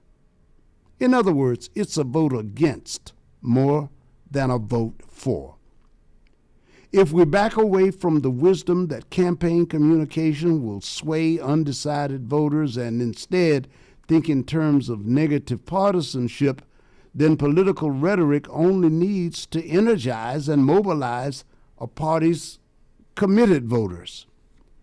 In the world we actually live in, we have to see, quote, facts. See, I'm using Lydia's air fingers here. We have to see facts in a different light than we're used to seeing them. Facts are only valuable in as much as they energize a party's committed voters. This view of facts is a stumbling block for news organizations. In American democracy, a guiding assumption is that facts matter. Ideally, all voters listen carefully to the facts, evaluate them rationally, and vote according to what's best for the community. Most major news organizations work from this guiding assumption. The problem, however, is that fact-based democracy has only ever been an ideal. Thank you so much. It's only been an ideal. This is from Ryan Skinnell. Mr. Skinnell is a professor in political rhetoric. We try to share that with people. Sometimes I'm chuckling as I listen to people talk about how they are devoid of emotion and how strong they are of logic. Emotion drives this country's commerce. Are you kidding? We buy cars based on our idea of self-esteem. We buy things all the time based upon how we think we look and why it matters so much. We buy anything from homes to any other, so many other things we buy based on status. Are you trying to tell me that during the day, like a fur coat really could was necessary? A cloth coat couldn't do it? made out of a heavier material? Think about it in those ways. But back to this article.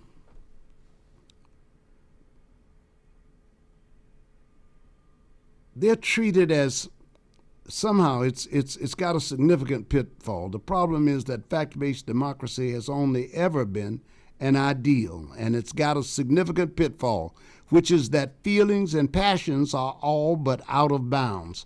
They're treated as illegitimate, especially by major news organizations. But of course, people have feelings and passions that inform their decisions. This disconnect is crucial for understanding why fact-checking isn't useful for evaluating political rhetoric. In a negatively partisan political culture, committed voters need to be energized and mobilized. The best way to do this, as students of rhetoric have known for more than 2,000 years, the best way to do this is to move the passions. In this model, facts are not worthless, but they are also not the point. Providing a reason to dislike or better yet be revolted by the other party is the main point. Anything that accomplishes this goal is on the table. This is as true for the Democrats as it is for Republicans. Fact-checking political rhetoric, then, is like using a hammer to screw in a light bulb. It's not only the wrong tool for the job, it's a fundamental misunderstanding of the job at hand. To be sure, facts are still incredibly important in political journalism, and they can move people to make better decisions. In a moment of negative partisanship, however, fact-checking can distract us from seeing what's actually happening. The moving of passions. The moving of passions. That's what's going on. If news organizations really want to understand what's happening in campaign communications and help their consumers understand it too, they do well to back off fact-checking. Instead, they should learn to focus on what feelings and passions are being stimulated and what values and beliefs that can help potential voters understand. These same principles of persuasion apply to political communications even when we're not in an election. Even after the election is over, news organizations would do well to learn the lessons of persuasion and apply them. So, I wanted to pull that out of mothballs to share that for you. Today, I would update this. It's by Ryan Scannell, Mr. Scannell, maybe Scannell. He's an associate professor of rhetoric at San Jose State University, and he has written an op-ed called "Faking the News: What Can Rhetoric Teach Us About Donald J. Trump?" and he's also a Public Voices fellow with the Op-Ed Project. I thought the right time to read that was right on the conversation that we just had about the death penalty and about how we talk about, hey, look, let's set the emotions aside. I hear that from people. Even as I'm listening to them say that, I know something sometimes it seems that some of them are not aware of. This is not a particular caller. I do it too. When you're talking about how you should leave your emotions out of a thing while bragging about the same thing that you're doing. You give yourself high points for that because that makes you feel emotionally charged. It's called, I think the youngsters call it today, the humble brag. Oh, my emotions don't lead me. Well, then it could be that you're missing a lot about your own emotions. You may be asleep to how your own brain functions. This is not just stuff I throw out for the hell of it. I think conversations should have some meaning. You know, when when we have these discussions, sometimes there's nothing to be said, and you make your point, and then I make mine, and then we have fun, and we go on to the next thing. But there's some times that we do have to, I think, make observation of the fact that we can help each other when we introduce certain facts. So, and not to say my fact tops yours, but to say, have you thought about this aspect of it? So I'm thankful for that conversation and the others we have. Roy Brown Jr., what's up, my brother? Roy Brown, holding them down. I'm trusting that things are good in Florida. Good morning, Miss Annie Wright. I have a fact. Hello, Miss Sarah Moses. How are you doing? Guys, I got to tell you.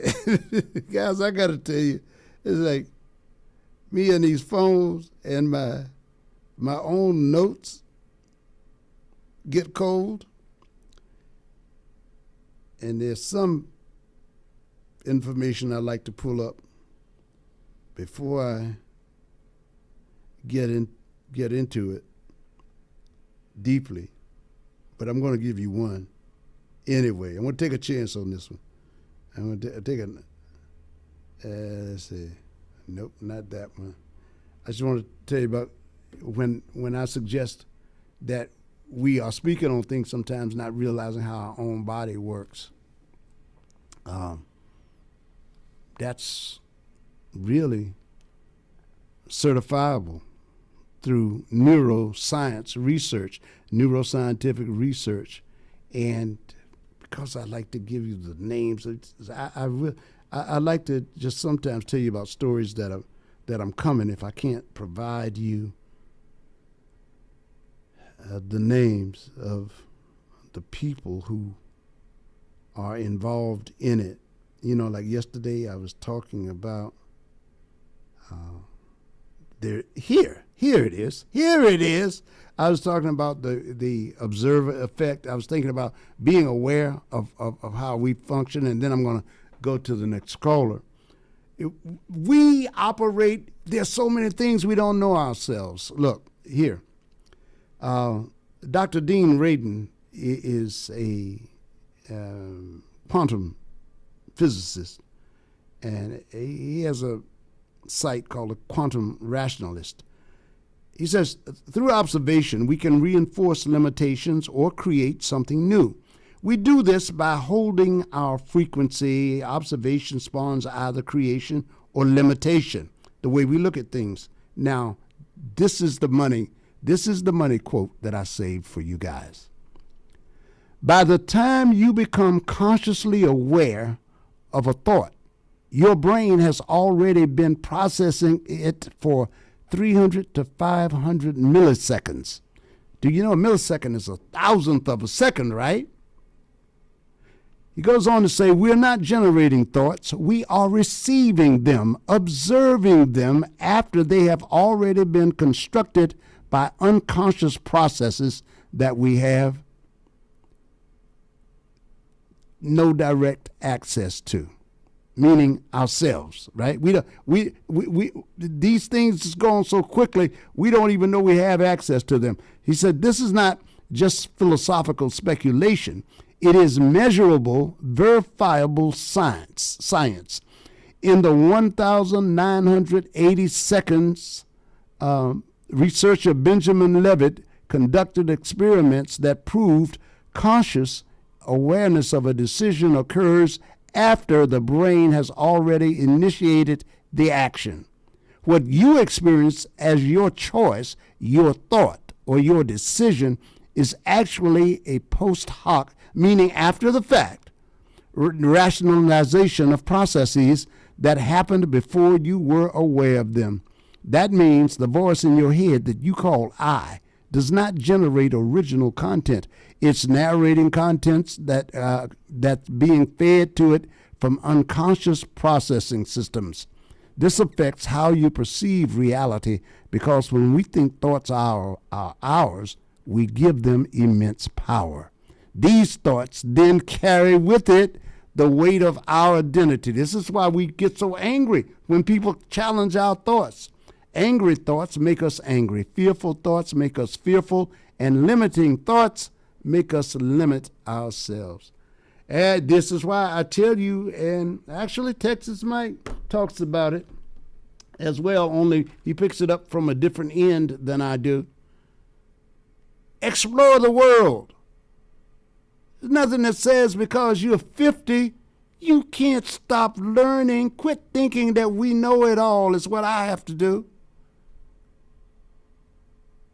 I have to learn to be open to other things because there are people studying processes that we don't even know exist. Everybody is not an athlete. Everybody is not an entertainer. Everybody is not a politician. There are people studying things about our lives, our bodies.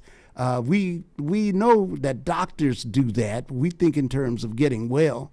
But there are people who study the brain. There have been fine-tuned instruments developed to measure such things that during our daily lives, most of us cannot even imagine. When I first heard that people had 50 to 60,000 thoughts a day, that sounded absolutely ridiculous to me.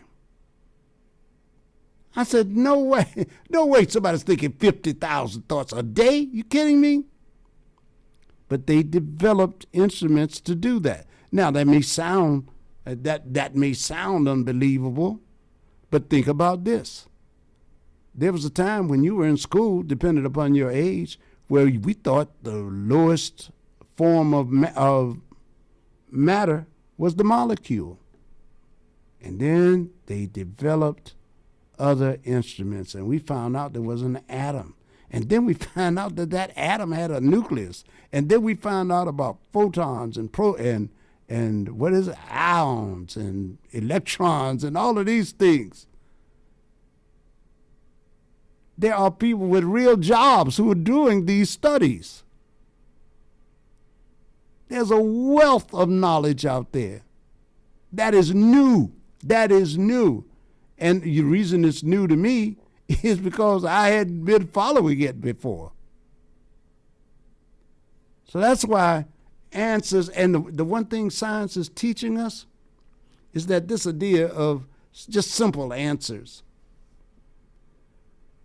Maybe you can go to the complexities sometimes. If you know enough about it, you can come back and make it simple. That's the idea, to get people who take complex things and break them down. Neil deGrasse Tyson is very good at that, explaining the world around us. People like Carl Sagan, who explain the cosmos to us, why we can't always trust what we see, and how there's a blind spot in our eyes that's there through nature, that there's just a certain section that prevents you from seeing things, and the brain fills in that spot. We are the source. I'm Paris. Hello, caller. You're on. Paris, how you doing, my brother? I am good, X. I am blessed, my friend. Right on, my man. Man, you on it today with your commentary and monologues about things. Hey, man, I think this is probably the reasons why we dislike Donald Trump as a president so much, because the fact that he just doesn't care about nobody, and he just does bad things. But yet still, he's the biggest, softest guy that you ever want to see, as far as he wants to be this tough guy. And he wants to do these tough things, but he never actually experienced anything to make him tough. Case in point, when we talk about military fight and everything, this guy was a draft dodger. So how in the world can you actually send people to war when it was your time to go to war, and he should have been in Vietnam with you, Paris. You know. Oh, I'm well aware of it. Believe me, I'm well aware of it. The guys from my generation, yes, you're right. You're right. And he uses rich white boy privilege to get out of that. Hey, X, can I add? Look, X. I want to add this. Brother, we can dialogue. Yeah. I want to add this opportunity, X. I want to take this opportunity to say, you know what was weird, X? It's like we were aware that there were guys like Donald Trump because we were black guys, and so that was it. But people weren't just black guys weren't just going around hating on Donald Trump because he got to us. He was like. We saw him the same way Muhammad Ali pictured people like him. You know, they were white guys, and they would be excluded. People used to say we were lying. We were overstating the case, right? And we didn't even care about Donald Trump. He didn't stand out particularly. But you know when he stood out was when he started calling himself a super patriot. And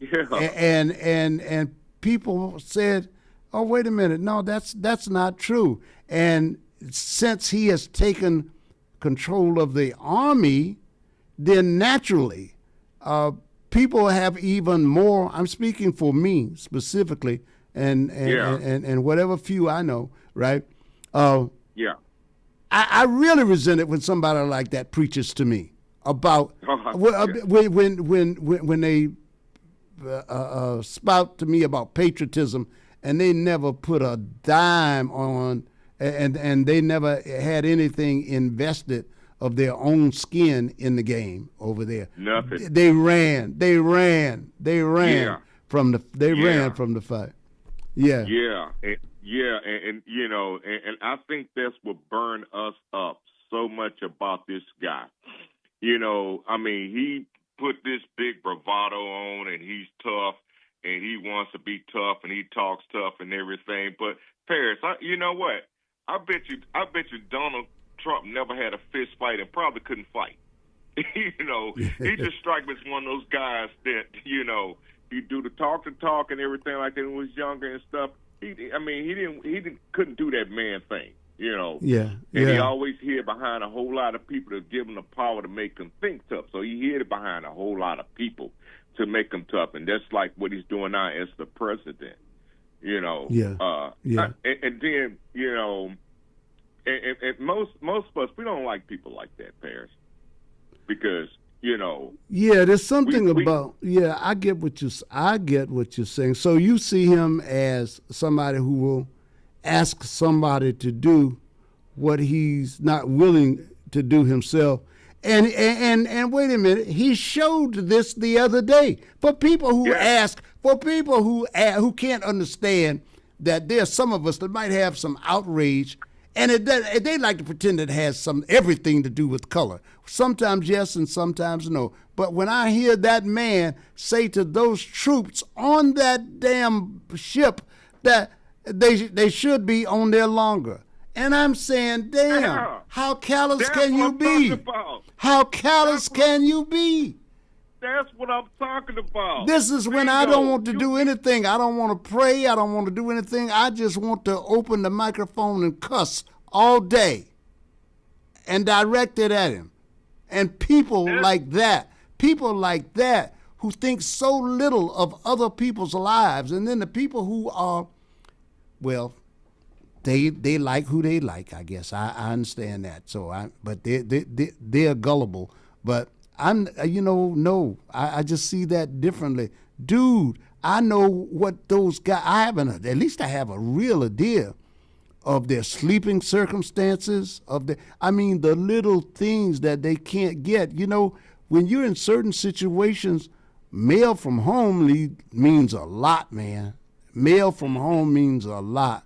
And some of these guys have families at home. You know, the incidence of alcoholism, it's been proven time and again, very high in military families, man. and we treat them like they're only good for parades. These guys got real jobs, and every job is not getting shot at, but they are dangerous jobs, man. When you are trying to set up communications in a country you don't know, in hostile territory, you don't know who's for you, and you out there stringing commo wire, so it's a telephone system you build so your comrades can speak to one another, so the other soldiers, and you're trying to set that up between base camps in different parts of the country, and people think that's not a dangerous thing. I've seen people lose limbs like that, and quite a few die. Yeah. And Paris, here's the ultimate insult to me, what he's trying to do now. And, a lot of black people that like to speak up for this guy, Paris, this guy constantly just thumb his nose at black people's faces all the time, and I still can't figure out how black people can sit up here. I do. I look. But here's the thing, Paris. Go ahead, X. The ultimate thing that pissed me off is that of all the people and all the people that he wanted to replace and put his name on an aircraft carrier. Yeah. He want to replace his name with the baddest black man that ever lived in the military. Yeah. Meaning this black man fought off people by himself in Pearl Harbor. And Doris Miller. And go ahead, please. And you know what? You just lose for words. He couldn't even do nothing. He couldn't even hold this man's jock strap. But he wants to actually change this black man's name that did something that nobody has done. And he haven't even been, and the bad thing about it, he haven't even been in the military. And then you're going to try to pull this crap like that, and you constantly thumb your nose to these black folks' face, and that's another reason why I can't stand it. My girlfriend talked to me last about how much I can't stand him and stuff like that. And I got Trump derangement syndrome, and I don't care. Yeah, she's trying to get you not to focus so intensely on him, huh? I understand. I understand it, man.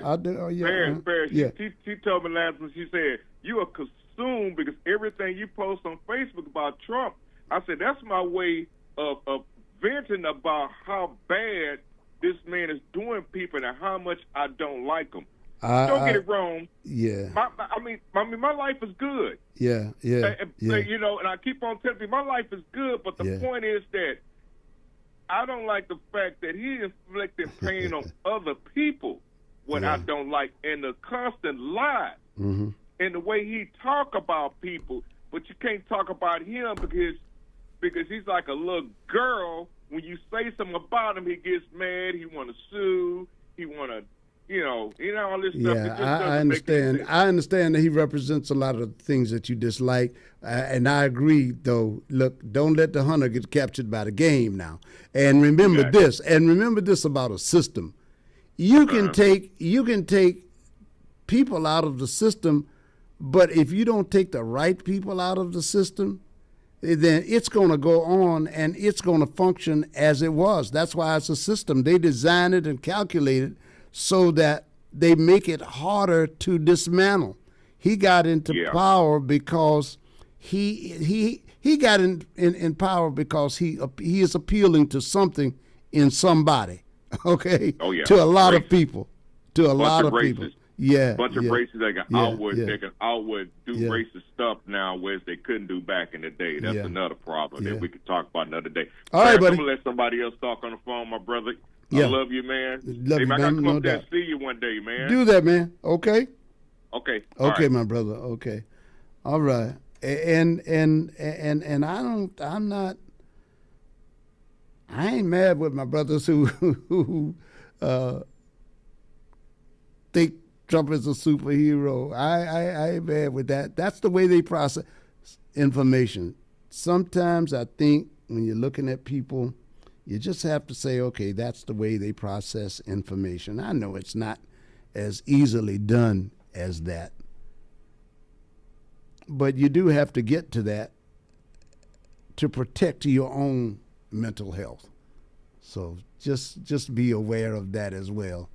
The things I have such a passion for are things that I see in the news, and just to point out what I said to X. I used to feel that way about Pat Buchanan and George Will. These are all right-wing guys, and William Buckley. I had my list of guys, right? And man, when I came along, Richard Nixon was really, really disliked. But you know, he had a following of black people as well, and as did to a lesser extent Ronald Reagan. But he certainly had some right there in Washington D.C. And I knew guys in D.C. when I lived there for a moment who worked in Kemp's office, and they were the nicest people. And you've heard me talk about some of them before. And one of my main friends, I don't know whether I guess he still kicks it with the Republicans. Lee Atwater used to be his guy. He helped mentor him, Jimmy Whitehead, right? So I have moved and I have made money across that aisle on other things, right? So that's not, it's not just all hostility. It's not like that. But we are in a place, ladies and gentlemen, what drives my anger, and I have to be sure that I focus it properly. The healthcare system, man, measles has no business coming back. And then Robert Kennedy has no business, as far as I'm concerned, RFK Jr., presiding over an administration where we see these childhood diseases coming back, and he's arguing with Governor Josh Shapiro about the measles vaccine, of all things. No, so I understand that, but I understand the anger, but we got real problems. We got a military that seems to be helping China. We've got people who are turning us. We got an administration who are turning our old allies against us and doing favors for the Russians. And you got the nerve to talk about communism, doing favors for the Russians, and we seem to be afraid to confront North Korea. They have weapons. That's why I say don't tell me about emotion and logic. There's no logic. There's no logic in sending love letters to Kim Jong-un at all. And you say, I'm not going to tolerate these people having nuclear weapons. So you go to war with them. And then we wind up with places closed that were once open and places open that were once closed. And you still don't think enough of we used to say the American people. I'm saying we don't even think enough of our warriors to treat them with respect. We are the source. This is Gilbert Andrew Garcia of A Tip from Gilbert, talk, inspiration, and prayer. Listen to my show every Monday from 11 to 12 on KWWJ 1360 AM, KYOK 1140 AM, KCOH at 1230 KCOH.com, Sankeet Radio at 95.1 FM, 1460 AM, and Latino Sports, KEYH 850 AM. Call in at 832-570-8075 and follow me on social media. See you then. A Tip from Gilbert, Mondays 11 a.m. on 1230 KCOH, The Source. 5, 10, 15, 20, 25, 30. Hi, I'm JJ Walls with Sunnyside Dental, and yes, it's now been over 30 years that we've been providing quality dental care for our patients in the Houston area. It's now come to my attention that many of you that want to come to Sunnyside Dental have Medicare plans that we don't accept. Hold up, that has got to change. Sunnyside Dental is now accepting most Medicare dental plans. WellCare, Liberty, United Healthcare, Cigna, Kelsey Care Advantage, Amerigroup, Aetna, and many more. We're getting on board. Call Sunnyside Dental at 713-738-1999. If you have Medicare and would like to receive the personal touch provided by Sunnyside Dental, call us at 713-738-1999. We look forward to helping you achieve the smile that you can't wait to share with the world. Got Medicare dental benefits? Call Sunnyside Dental 713-738-1999. Remember when $100 filled a grocery cart? Today, it barely gets you started. If you're retired or planning to retire soon, you may be concerned about how inflation could impact your future income. Inflation doesn't retire when you do. Everyday necessities continues to rise. The question is, will your retirement income keep pace? You may have spent decades building retirement savings, but retirement isn't just about what you've accumulated. It's about what you can spend. Inflation can impact purchasing power and create challenges for retirees living on fixed incomes. At Advanced Wealth and Retirement Planning Concepts, we help individuals evaluate retirement income strategies and explore options that may help support their financial goals. Call today for your complimentary retirement income review. Retirement doesn't come with a do-over. Whether retirement is around the corner or already here, now is a great time to review your plan. Schedule your complimentary retirement strategy session today by calling 832-402-8367. Investment advisory strategies offered through TLG Advisors Inc., an SEC-registered investment advisor. No tax or legal advisement is given. For all of your air conditioning and heating needs, call the company Houston and surrounding areas have been trusting for nearly 15 years. Terrell AC and Heating, 832-889-5765. Residential and commercial cooling and heating repairs, maintenance, and installations. Terrell AC and Heating. Competitive prices. Call 832-889-5765. Licensed and insured.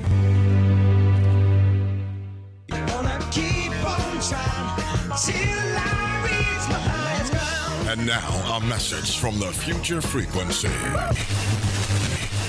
Young voters, Gen Z, and millennials. If you're ready to make your voice count, here's how you make it happen. First, register to vote. It only takes a few minutes. Just look up your local election office and follow the steps for your area. Next, verify your information. Confirm your name, your address, and your polling location so nothing slows you down. And don't wait for election day. Vote early. Pick your day, pick your time, and skip the lines. Make your plan to vote early and vote to be heard. The future is live right now, and you're the frequency. We go be all right. This message is powered by Diversity of Thought and proudly sponsored by 1230 KCOH, The Source. Yes, indeed. That diversity of thought is the answer. I've got the thinking woman on the phone. Hello. What's going on? You got the intellectual omnivore. Yeah, they've got AI. I've got IO. IO. There you go, Paris. There you go. Am I on? Yeah, of course you are. Yes, you are. Yes, you are. Oh, okay. Yeah. Well, good morning. I was just calling in to share a couple of things. Mm-hmm. And first one, and let me put my glasses on. Diversity of thought for tomorrow. Mm-hmm. We are going to have on sharing with us. We're continuing our down ballot interview series. I guess that's what you would call it. That's good. That's a good name for it. Down ballot. Okay. Yeah. Down ballot interview series, and we've had on Gina Hinojosa. We've had on Nathan Johnson, and tomorrow, Gina Hinojosa, of course, is running for governor. Nathan Johnson is running for attorney general. And tomorrow we're going to have on State Representative Vicki Goodwin, and she is running for Texas Lieutenant Governor. She's a Democrat running against Dan Patrick. Mm-hmm. So he's been in there for over 20 years, I know, and we're going to have a chance to go over what's been going on with the lieutenant governor, with Representative Vicki Goodwin, for the past 20 years, and what she plans to do to move on into the future. So that's happening. And then just to update further out, September 11th is coming up. You know, we've got, what is that, Labor Day coming up on September the 7th. But on September the 11th, the anniversary of 9/11, Tanisha Hudspeth is going to be on with us, and she is the Harris County clerk. And we want to get the update from her. We want to, talk to her. But I'm going to chat a little bit about her tomorrow as well before our guests start to come in at 10 o'clock, because she's a very impressive woman. Mm-hmm. And I think, I don't know if everyone out there understands the moves she's making, the things that she's been doing. Mm-hmm. And so I'm going to share that. Mm-hmm. And Paris, the books about Malcolm, of course, everybody knows about the Alex Haley autobiography of Malcolm X, mm-hmm. but there's also Malcolm in the Desert, and that's written by his daughter, Alicia Shabazz. Mm-hmm, mm-hmm. And so I'm thinking, well, that's about when he went to Mecca, and some of her, thoughts around that. And so I'm sure, there's a lot of talk. I know there's a lot of stuff online about how he felt before he went to Mecca, how he felt afterwards. And I think she dispels some of the chatter that's out there with her perspective as his daughter. And so there's also another one, Malcolm X, The Life of Reinvention by Manning Marable. Yeah. And The Dead Are Rising. That's The Life of Malcolm X by Les and Tamara Payne.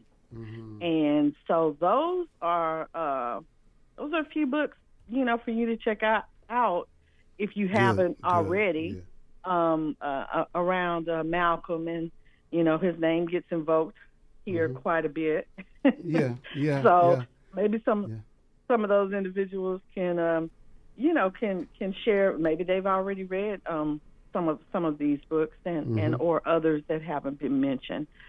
So and the last thing I want to do is Dolly Parton, and you guys were talking earlier about the her and how that came about, that she sang the song I Will Always Love You, the cover.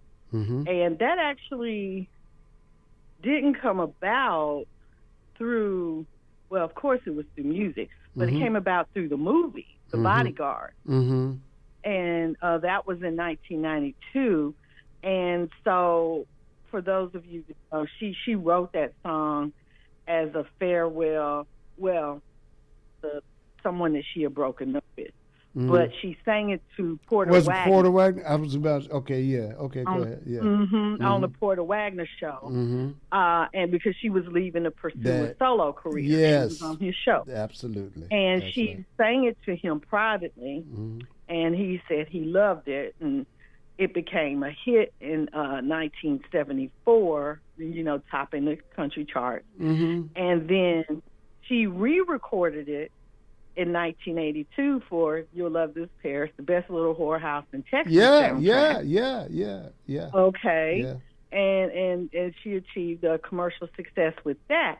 But how Whitney Houston came to record it, initially she was set to record a different song, Jimmy Ruffin's What Becomes of the Broken Hearted, for The Bodyguard, for the movie. Mm-hmm. And however, that song was already being used for another movie, Fried Green Tomatoes. Y'all remember that from the 80s, right? I think Kathy Bates was in that and some other people. But So a replacement was needed since they couldn't use that. Yeah. And Kevin Costner, Whitney Houston's co-star in the movie, suggested "I Will Always Love You." Ah, okay. Yeah, and it wasn't necessarily. It was inspired through him, not through Dolly Parton, but Linda Ronstadt covered it in 1975. Yeah. And so Whitney Houston agreed, and with Dolly Parton's blessing, she recorded it for the soundtrack. That's great. And so That's David good. Foster, worked with Houston to create the new arrangement because the songs are different. The arrangements are different. You know, and so the rest is history. But that's how it came about that she recorded the song, and it's one of my favorites too. It is. It's a great song. It is just absolutely an incredible song. Yes, indeed. Yeah. And she was a big, and I'll talk a little bit about her tomorrow. Yeah. Just a little bit, along with all the stuff. But Dolly Parton was just, I couldn't believe it when I was like, oh, when you see some of that, when it comes across, and they interrupted. I think Julia said this, Beyond the Gates Beyond or whatever. The Gates. Yeah, you and Julia got me thinking about this Beyond the Gates thing. You guys talked that up before on the show. I got to see what that is all about. But Oh my gosh, Darren! I never got around to it. And Clifton Davis and Tamara. Oh gosh, I couldn't think of her name. At least I got her first name this time. Yeah. But another lady, she's been on some other stuff as well. But just you said when you saw them interrupt that, huh? You said when you saw them. Interrupt. I record all that stuff because I'm working. I'm not over here watching the stories, okay? But a disclaimer, okay? A disclaimer. I am working. The stories are being recorded. But I was really. I didn't realize. What was that she was on? Where she had on the little hot pants. Was that the Super Bowl? It was something, the last really public appearance that she made. I'll figure out what that is tomorrow. Okay. But she had on some little hot pants and a little cutoff shirt, and I was like, and looked good. She had on pantyhose and stuff underneath it, so it was the covering. But still, she looked great. She really did. And I mean, and that had to be no more than. Oh yeah. And that had to be no more than 3 years ago. I don't think it was 5, but she looked really good. 77 at the time. Yeah. I mean, Dolly looked better than some of these 30 and 40-year-olds. Okay? That's more of the thing now, too. That's more of the thing. But we can talk about that later. But, that's more of the thing. That's more of the thing. I'm telling you, man, these I say, man. Medical innovations. Weren't you just talking about that earlier? Yeah. And all the advances. I mean, people in their 70s and 80s, it was a blessing that they lived that long. They were barely getting around. That's right. But now, just awesome. So anyway, a great person. I think she crossed color lines. Yeah. And I just, it takes a special kind of person to do that. Yeah. Really. I'm looking forward to it. So anyway, well, thank you, Paris, and I look forward to tomorrow. Everybody, and y'all take care. Yeah, look, just before you go, I heard you say, Tanisha, you got Ms. Hudspeth coming on, and man, this whole voting thing with the post office and the mail-in ballots and all of that. Yes. And I read where Tanisha said in response to Governor Abbott's thing and the federal election and the elections sending inspectors in and all that. She said, I welcome it. Tell them to come on. Tell them to come on. Come on, bring it on. Because she has run hers by all accounts on from the Republicans as well as the Democrats remarkably well. Mm-hmm. Yeah, she's faced she's done a great job under some trying conditions. Yeah. Mm-hmm. Yeah. And trust and believe, I do realize that, because those of you that listen know that I've had the past 2 election administrators on Harris County that I interviewed prior to Tanisha coming on. So for those of you that follow, you know that there has been a lot going on in that space, right, with the Republican Party pushing back on elections for a while now, and trying to make way with that. But yeah, we need to talk about that some more, because I think it's interesting that the federal government, of course, runs the post office, and so post offices everywhere. And how can whose direction do they follow? Do they follow, since constitutionally elections are run by states? Yep. I mean, the Constitution overrides Constitution everything. appoints, to say the states. The only thing the federal government gets to do is to choose the time and place, I think, but the states themselves get to set the manner and the conditions, and the federal government gets to decide the date. That's how we come up with the National Election Day. I understand. In federal elections, I think. You know. In federal elections. But what's happening is that how does he override that? And the Supreme Court came in with the ruling. So how is that going to work? If he's over the U.S. Postal Service, does the Postal Service have to follow what he's saying, or does the state running the elections with the Constitution override that? Now that's the interesting part, because John Roberts lifted the stay, and then the Supreme Court went ahead and lifted it some more. But in the Supreme Court's opinion,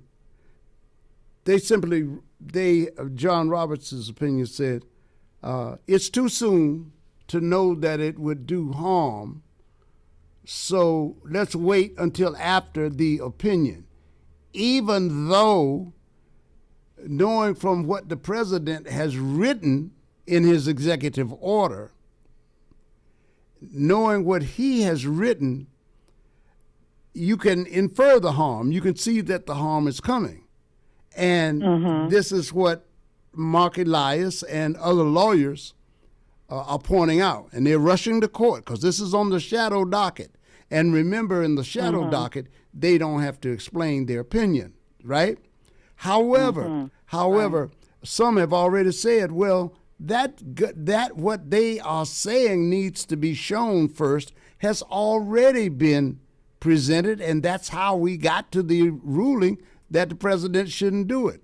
So, as a matter of fact, I've heard it explained as the president, the Supreme Court just ignoring the fact that these lower courts have already ruled, or that the opinion is out there for people to see what Donald Trump is purporting, because the same thing he's going to put in the order is the same things that he's proposing. That's why it's a proposal, right?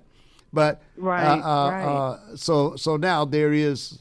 I think there's another hearing. I think there's one more hearing on this, and then they will decide. But the confusion too is the point. It's not so much if they can add to this, if they can add this to the upheavals that they intend on bringing about at the polls, up against these different deadlines. If they can add to that confusion, then maybe there's a path for the president to declare a national emergency, because that's what he's angling for, and that way he wants to let his ruling stand, but But if not, because if he let his ruling stand, then he tells the states which lists they can turn. They're supposed to run. His executive order. His executive order. Right, his executive order. Yeah, yeah. Right. So, yeah. But So- yeah, Paris, I agree with you about the causing confusion because there are states that have already said that they're not sending in any list of voters. And they are Republican governors who think this is a horrible idea. They have older constituents. And as I think it was the governor from Iowa who said, we've been voting, we're a Republican state. We've been voting, mail-in voting for years. So how do you make the argument that somehow mail-in voting is a disadvantage for the Democrats? And we've got we've got a Republican slate that has won year after year after year. So, And it's causing distraction because there are some states where mail-in ballots, that's all they do. Yes. So how would you? So I think the thought is that I heard was that it's not going to go into effect for this election. It's probably going to be more so for the presidential election. Yeah. So I don't know, but I think it's going to cause enough confusion. It will. Yeah. Boy. Yeah. It's just one thing after another, but I think that's the point. Yeah. Oh, it is. It is. And from my standpoint, why would anybody trust this current administration to make any major changes to anything? They had 3 opportunities to present the 250th anniversary celebration of this country, and they've had 249 years and 6 months to prepare for it or something, whatever it was, and they haven't been able to get one of those events managed properly. They haven't been able to get a war managed properly. They haven't been able to handle major outbreaks in diseases. They are just steeped in inefficiency. They couldn't get their own tariffs thing straight. They everything they do has to be undone, and Doge is a shining example of that. So everything that they try to reorganize needs to be redone by somebody else who has more experience. They are not good. And remember, they're not good at administration. Doge was on the tip of every Republican's tongue. That's right. Doge. Yeah. Doge. Do you hear? You don't hear about Doge anymore. Not at all. It's not dripping off the tongue Yeah. anymore. But I loved your commentary though, Paris, about emotions and facts. Thank you. I thought very. You go through it. On time. And sometimes, with me. And I listen to things and thoughts about the genders and how they approach things and how that gets all tangled up and misconstrued. Thank you for laying that out because I hear men being emotional all the time. On this station. And so let's call balls and strikes, right? Yeah, that's right. And I think that if we do that and we're being honest, and if passion isn't a part of what your point is, or where you're trying to go insofar as these conversations, I mean, what will be your motivation? I think it has to come from. It comes from facts, of course. Mm-hmm. I recognize that. Mm-hmm. But it also comes from something inside of you that makes you feel like there's an injustice being done. Like X was saying, it's coming from somewhere. It's coming from somewhere. And hey, you don't have to tell your personal business on the radio if you don't want to. But we all know that if we're thinking about where that emotion is coming from, even though you say you're spitting facts, as the kids say. Sure. We know that passion, that an emotion is coming from your relationships, be they familial, yeah. or otherwise. It's coming from somewhere. So don't think that we're not thinking that when we hear the perspective that you may be given. So anyway. All right. Very good. Very good. All right. So tomorrow we'll get together and do it again? Well, tomorrow we will get together and do it again. But tell Micah Harris I said hello. I and certainly talk will. to you in the morning, Perry. All right. All right. Talk with you. Bye-bye. And now, a message from the Future Frequency. Young voters, Gen Z and millennials, our world is moving fast, and the issues hitting your pockets and your piece, they're all on the ballot. Rent, safety, jobs, student debt, and yes, home ownership. Whether you're aiming for your first keys or keeping your roof steady, voting is where those issues get decided. So click off the mute button and let your voice be heard. Tap in, lock in, and make a plan to vote. The future is live right now, and you're the frequency. This message is powered by Diversity of Thought and proudly sponsored by 1230 KCOH The Source. Ralph Cooper has covered the legends of HBCUs since 1969. Coaches Eddie Robinson, Jake Gaither, Marino Kasem, John Merritt, Billy Nix, Alex Durley, Clifford Paul, Dr. Rod Page. No broadcaster has covered HBCUs longer than Ralph Cooper, Houston's legendary sportscaster, on 1230 The Source. Everybody's talking about the high price of eggs. Well, I don't know much about eggs, but I tell you this. If you want great chicken at a great price, how about Chicken Plus, 6210 North Wayside? Let's hear what his customers are saying. Michelle writes, Chicken Plus has some of the best fried chicken and best fried okra in the city. We stay about 45 minutes away, but the drive is definitely worth it. E. Max says, the chicken is seasoned so well and every bite has a special crunch. It's my go-to chicken spot when I want homemade fried chicken that's always good. Now that's what I'm talking about right there. Great fried chicken, okra, rice and gravy, desserts. You're going to find it all at Chicken Plus, 6210 North Wayside. You don't have time to make the drive? Hey, no problem, no problem. You can order Chicken Plus on DoorDash and Uber Eats. You better do what you got to do to get your hands on some of that great fried chicken, the best fried chicken in the city. Great chicken at great prices. That's Chicken Plus. See you there.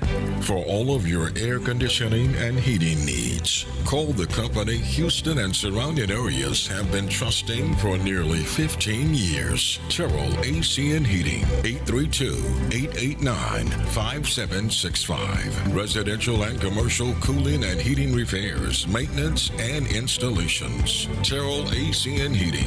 Competitive prices. Call 832-889-5765. Licensed and insured. Informative, entertaining, inspiring. It's the Jackson Political Report, hosted by veteran political strategist Ron Jackson. Ron will discuss local, state, national, and international politics. The show features commentary, guest interviews, and audience dialogue. The Jackson Political Report, this Saturday morning, 10 to 11 on 1230 KCOH, The Source.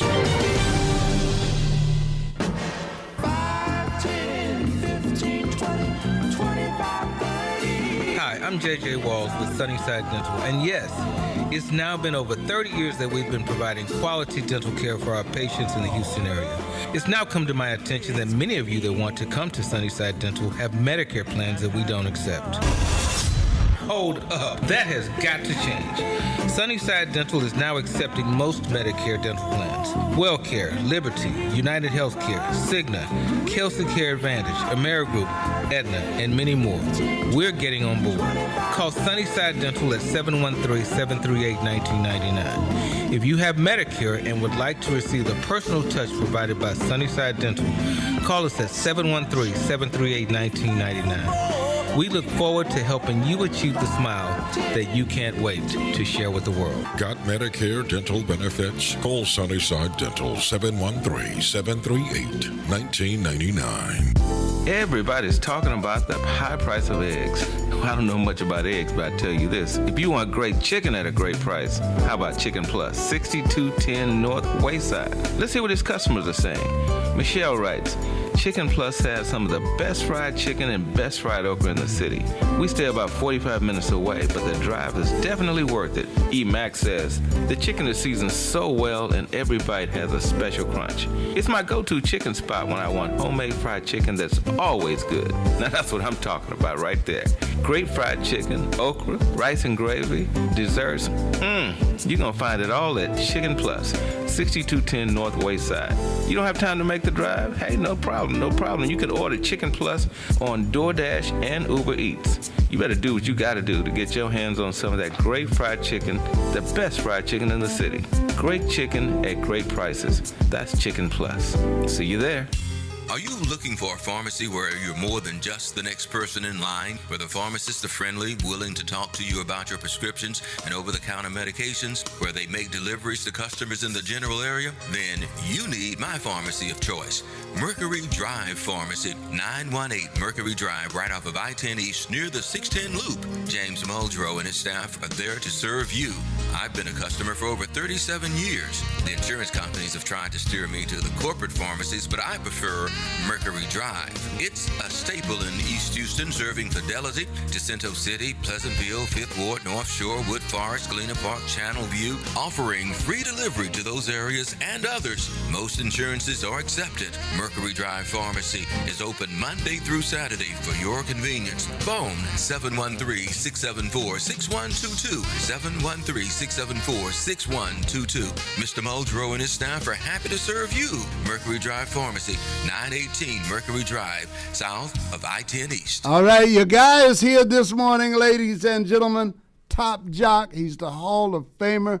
He is the gospel melody maker. Yes, he is all of that. He is all of that. And, of course, amongst his many honors is one that he holds preeminent. He is the husband to Yvonne Harris. Yvonne, pretty middle name, Harris. And Dietta Yvonne. Dietta Yvonne. Dietta Yvonne Harris. And of course, Alessandra Crystal. Yes. Yvonne. Yeah. Oh, Alessandra Crystal Yvonne? Yeah. Oh, okay. Yeah, I wanted to make sure I didn't get blamed for it. Oh, man. Paris. Say hello to Paris, baby. Hey, Paris, how are you? Hey, my lovely Princess Yvonne. How are you, precious? How are you doing, baby? I'm fine. Always glad to hear Princess, that. You're a queen. All right? You're my queen. Queen. You're my queen. Queen. No, look. Yes. I'm his boss. All right. The queen boss. All right. Yeah, there you go. So that's There what they you mean when they say queen bee. Hey, queen boss. You're the boss. Queen boss. Queen bee. Queen boss. All right. Oh, great. I'm glad. You know what they used to say? You know, you just can't trust these niggas. She gave me the idea. Yeah. Well, baby, I know that that you're the boss. Yeah, I know. Yeah. You're the captain. I know. I'm the captain of the ship. Right yes, on. indeed. It's smooth sailing then. Smooth sailing. That's it. That's it. On the high seas of matrimony. You got it. You know that. Now, can you imagine? This is the one that I treasure the most. Yes, I can. Yes, I can. I'm no fool. Oh, okay. Well, all right. Yes. We're going to have Sandra out here one day to tell us about it. Well, we don't need to do everything. I need to talk to her. Oh, okay. Okay. I better get in my place there. All right. Well, so what's on the agenda today? Well, Michael, Michael, we're talking about the ruling last night about the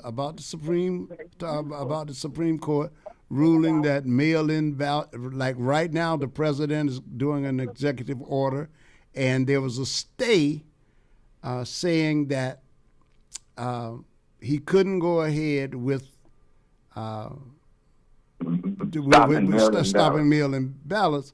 However, the Supreme Court came back and said, well, yes, he can. He can do that.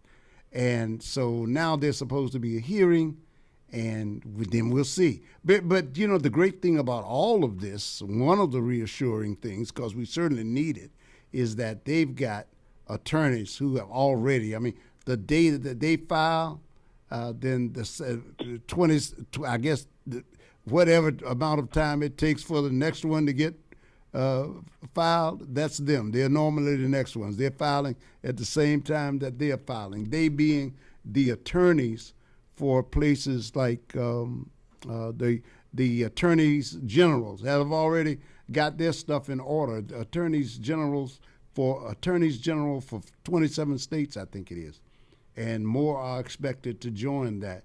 So it's going to be okay. It's going to be something. I see that a judge has blocked the redistricting push in Maryland. Yeah. So. Well, what they're trying to do is to turn the United States of America into like they're saying, China's buying American property, and that shouldn't be American land. I didn't know there was anything in the Constitution that said if you weren't American, you couldn't buy property in America. These people are. Is there no low that they can sink to? Seems not, Michael. Seems not. Listen, I got somebody here though who I think has a view on that, and I don't want to lose him while I'm fooling with the phone. so let me lock him in. You got George Gabriel. Go. Yeah. Hey, check out Jack. Look here, man. Look like you dripping with sauce this morning on the back end, on the side when I hear Miss Yvonne on the phone. So you dripping with sauce this morning. Oh, okay. Well, how you doing, Big George? Hey, well, it's good to be alive. You know, I'm counting my blessings and I'm naming them one by one. I got a chance to talk to the top Jack of Houston. Well, I'll tell you what, I've been counting mine, but I always stop at one. Hey, man, it's just good just to have some good vibes from you this morning. And guess what? Yvonne, she makes me happy. I hope you gave her a hug this morning. She gave you a hug. Who gave the hug first this morning? Well, I decided to do a kiss this morning. Oh, you gave her a kiss. Okay, well, that's out of my body. Okay. Well, hey, they all work together. That's great chemistry. Yeah. You know, everything. Yeah, that's great chemistry. Yeah, hello? Yeah, I'm right here. But, Paris said you had some... You can't hear me? Oh, it's just a little... The volume gets low sometimes. But anyway, we're going to pick up the best way we can. But look here. Jack, look here, man. Every time I see all the great chemistry, all the great people that you put on the book, man, y'all some great people, man. And that makes me really angry, man, to know that, how you represent through time and life, that you become great like that. You know what I'm saying? Well, it's truly a gift from God. I had nothing to, I guess you could say, I didn't create me. People helped me. Okay? Mm-hmm. Yeah. And people inspired me, just like I can go back and say, Mama, here comes that man. Here comes that man. Now, that's how I remember Paris Ely. Mama, here comes that man. Here comes that man. What's that man coming over there for?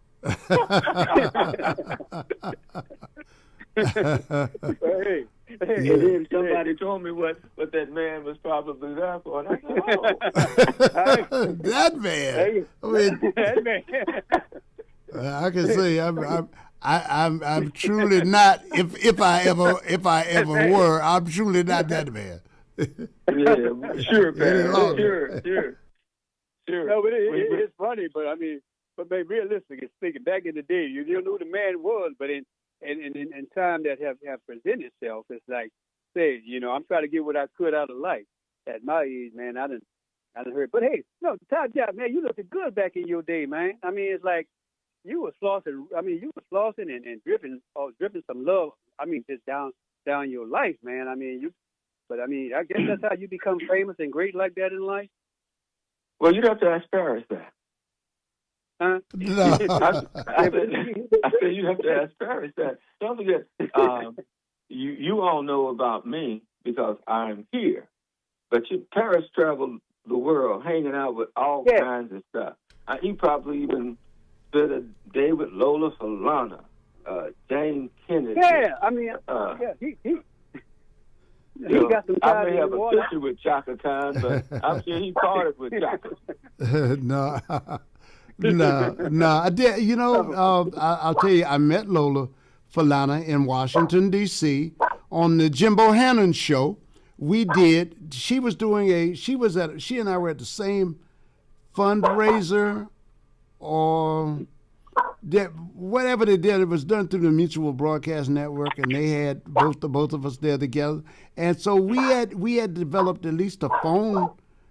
We'd have phone conversations, but that only lasted for about 5 months or so. But because we had mutual friends, she was out of Philadelphia, and she was a great friend of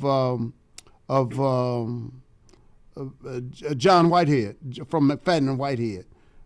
So, and she knew my partner Sharkey. So, yeah, she was a very pleasant person, man. Yeah. And so you ought to tell the people, Paris, some of the people that you handle. I ain't telling these people nothing about my business. I ain't telling them nothing. Let the DA. I don't know. I know nothing. I'm Sergeant Schultz. I ain't writing no books about it. Through the years, people say, "Oh, you ought to write a book." I ain't writing a book about nothing because I want to sleep at night. Okay, I don't want to be in court as a witness. I don't want to. I did that in the '80s. I showed up in the courtroom in a federal trial once. Don't want to have to do that. No. But Johnny Guitar was y'all some gangster love back in the day. Hey, it is what it is. Yeah, y'all gangsters of love. But look, I'm gonna move on. Look here, I just want y'all to keep us. Look here, man. I'm just trying to get ready to go to Dallas because I want Texas Mike to see what these Cowboys gonna play against them Saints. So we're gonna have to give him a whip so he can keep his mouth closed this coming weekend. So, but I just want to just appreciate, man, to make me happy, man. I'm living every day. When you reach a certain age that I am and that I've made it through, I'm blessed. So I really appreciate you. You're chairman of the board of radio. All the history that y'all put in radio. It's 200 hours of radio, maybe 1,000 pounds of radio. You, Ralph, and Don, to make KQH what it is, and the train is keep on rolling. I appreciate it. Okay. Hey, all right. Hey, Todd John. Yo. Give me Yvonne a hug for me. That's just my friend back in the day. And you don't know, but I know because she and my late wife were best friends back in the day. Hey, all right. Yeah. Is he trying to? I don't know. Is he trying to cause a little confusion in the Harris household? Seems like it to me. I think Rudy Ray Moore is around here somewhere. We need to talk about the signifying. Hey, look, got 2 callers on the line for you. Here's something I'm going to put on the table for you. Got a couple of things I'm going to put on after these callers. Man, police commissioner in New York arrested for allegedly committing a drive-by shooting for a gang. So just keep that in mind. We'll touch on that before we get out of here today. Okay. All right. Hello, caller. Hey, big love, man. Queen Boss, Michael, as you bag it up, say, "Big Boss, man, can you hear me? Well, don't." Bye. Was that in Bobby Ray? That's it. I say, as he's bagging away, "Big Boss, man, can you hear me when I talk? Bag up quick, Michael. Bye." Okay, Bobby. I'm too legit to quit. All right. We got another caller. Hello, caller. You're on with Michael Lawrence. Yes, sir. Thanks for taking my call. It's always good to hear from Black excellence at its best. I've got one thing to say about this Supreme Court. The Supreme Court is being disingenuous to the people. They already know that the post office falls under the federal government, falls in the executive branch, but it's a different. It's what's the word I'm looking for? It's independent establishment part of the executive branch, and the president doesn't have regulatory control or operational regulatory control over that post office, and the Supreme Court is aware of that. But I don't know why they land what's already obvious if they follow the Constitution. Well, what you have to understand is you're not dealing with people who are interested in following anything but their personal ambitions. They're being paid, in my humble opinion, and I have no proof, but they certainly are getting rich somehow by political, what do you call them, political controllers, manipulators, people with money. And if they bought and sold us, so they obviously can be bought and sold. And they're selling their souls for the power and the money, etc., that they can do to help make the rich richer, and the rich will make them richer. Look at, Clarence Thomas. And I tell you, he got that last name right. He is a Thomas.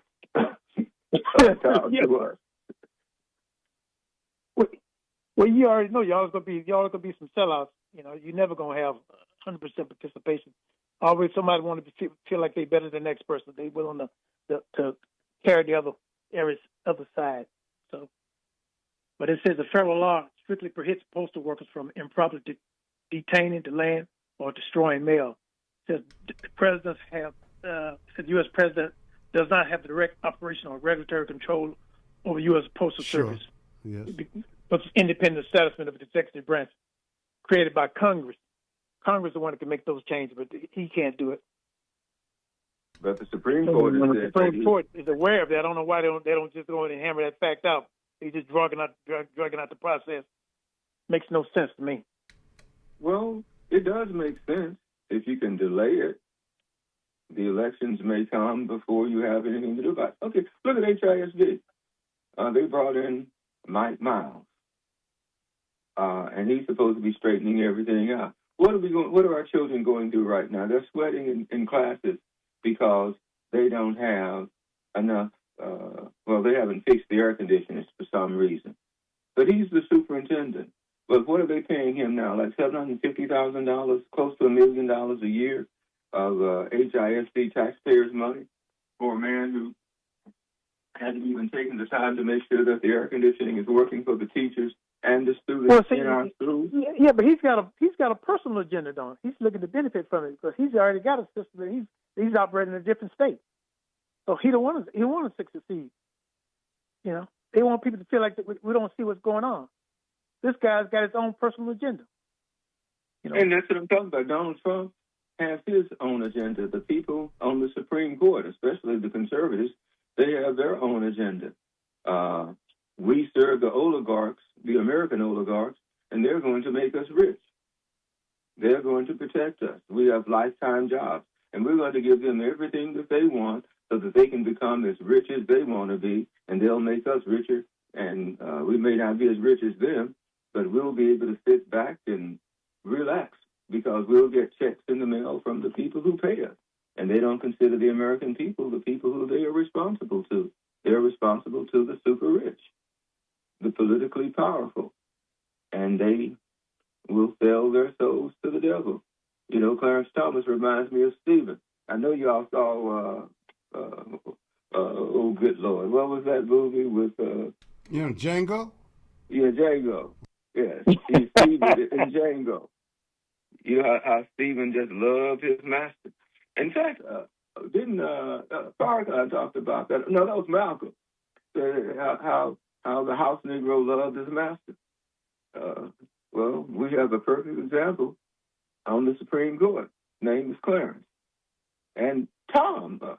Hey, he got it right. Clarence Tom Us. He's a Tom to us. Many of us, anyway. No offense, Clarence. You have a right to be who you are. You do. I just wish that you weren't where you are. Yeah. The very thing that got him in that position, he wanted to destroy. Makes no sense to me. Well, like I said, there's Stevens born every day. They will do whatever it takes to suck up to the powers that be, sell their souls to the devil in order to have something here in this world. So he has him a couple of big, while the president gets new planes, he gets a new bus. He has this beautiful white wife. That's another status symbol for many Negroes. And I have nothing against white women. Love them. I love all people. Well,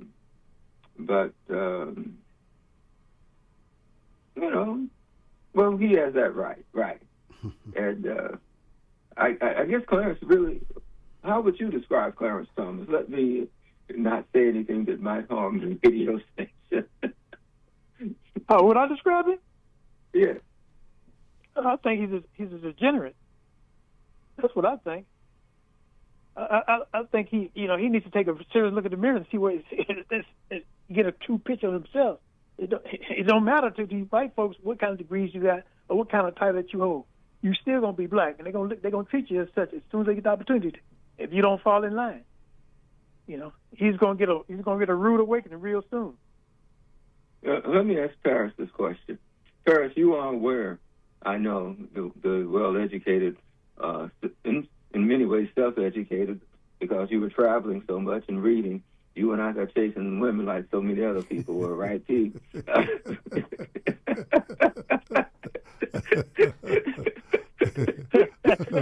What's your question, man? He asking me. You do know that many of the things that white America claims as their inventions were made by black people, right? Expand upon that for me. You say many of the things that they claim to have invented. And yeah. Sure, the patents office shows that too, and the stories behind the people who've had their patents taken are legion, or stolen, or bought off cheaply. yeah, all of the above. Yeah. If you don't give me this patent, I'm just gonna take it, and I'm gonna take your head, your behind, whatever it takes to get it. And America really has been, American history is full of lies. Mm-hmm. And all of those lies make certain people look a lot better than they actually are. Mm-hmm. And they try to make other people look a lot worse than they actually are. We, people of color, are very intelligent. Again, we are God, when he originated this, it started with people who are our color. Mm-hmm. These other people are somehow descendants of us. I don't know whether it took a solar boom or whatever in order to bring about all these changes, but we are the original people, and our brains are as good or better than theirs because we are the original people. And they will not tell that truth. Mm-hmm. In our history books, they will not tell the truth. In our libraries, they won't put the books that tell the truth. And it is just amazing that they are so afraid of the truth. Well, they want to make us as an inferior race. And truth be known, that we don't hold ourselves as being superior, but we know we have achieved superior things throughout life, and we continue to do those things. And they don't want to honor. They don't want to respect that. Well, if people want to find out, there is this. Listen, just to what you guys are talking about right now, Michael, just to what you were addressing, we've got people among us who have done studies on this. And Lisa D. Cook, who is now on the board of governors for the United States. She's the one that Donald Trump was trying to get fired. She's the one who first did research. Well, the second one, somebody did it before her, I think, suggesting that violence against African Americans under the Jim Crow laws led to a lower than expected number of actual patents filed. And so she has written about what that cost, what the lynchings and other violence spurred by a sense of economic entitlement did to hold back black wealth in this country. So it's documented. So that's what I mean when I say it's documented. Anybody wanting to know should just look up Lisa D. Cook, because she did do a book on that. Is she related to Sam? Well, thanks for taking my call. I'm going to look up now and read up on it. Okay, Appreciate the call. Lisa D. Cook, yeah. Okay, thank you. Okay, bye. No, the reason I was serious, though, because do you look for C-O-O-K or C-O-O-K-E? Oh, yeah, you're right. C-O-O-K in her case. Yeah, C-O-O-K. C-O-O-K. Yeah. You're right. Yeah. That's just, me and my... I'm a funny guy, Yeah. No, that's great. You bring up an excellent point, though. So, and she's a member of the Economic Associations Committee. She had a program. She directed that association's summer program for underrepresented minority students. You've got a caller on, Mike. Okay. All right, caller, you're up with the top job. Top job, Michael Harris. Couple calls. What's up? How you feel today? I'm doing good. Interesting conversation, and you were saying some good stuff there about our achievements, right, in the black community, and it made me think about the 1619 project, and I think if I remember correctly, Mike, I'm not sure if you're familiar with the 1619 project, but one of the conclusions that it came to at the end is exactly what you just said, that in spite of white folks, black people have achieved. Not because of, but in spite of white folks. Even though the barriers and racism, discrimination, and all that kind of stuff, and in spite of that, we still stand in the winner's circle. So it made me think about that. Still our rise. Yeah, in spite of, right? So listen, what do you think about punishment? I want to go down this line of punishment when it comes to people who commit crime. Okay, you have a scoundrel like Gerald Goins, who was out there framing people here in our community with drug charges and all kind of charges, ended up killing some people, I think, in a raid with fabricated warrants. Yeah. And this guy got 60 years in prison, right, as a punishment. So I'm thinking, I think some crimes deserve death. We can debate whether or not this is one of them, but if we cannot give a person death because of just a crime against society, right? I mean, think about it, the deviousness and the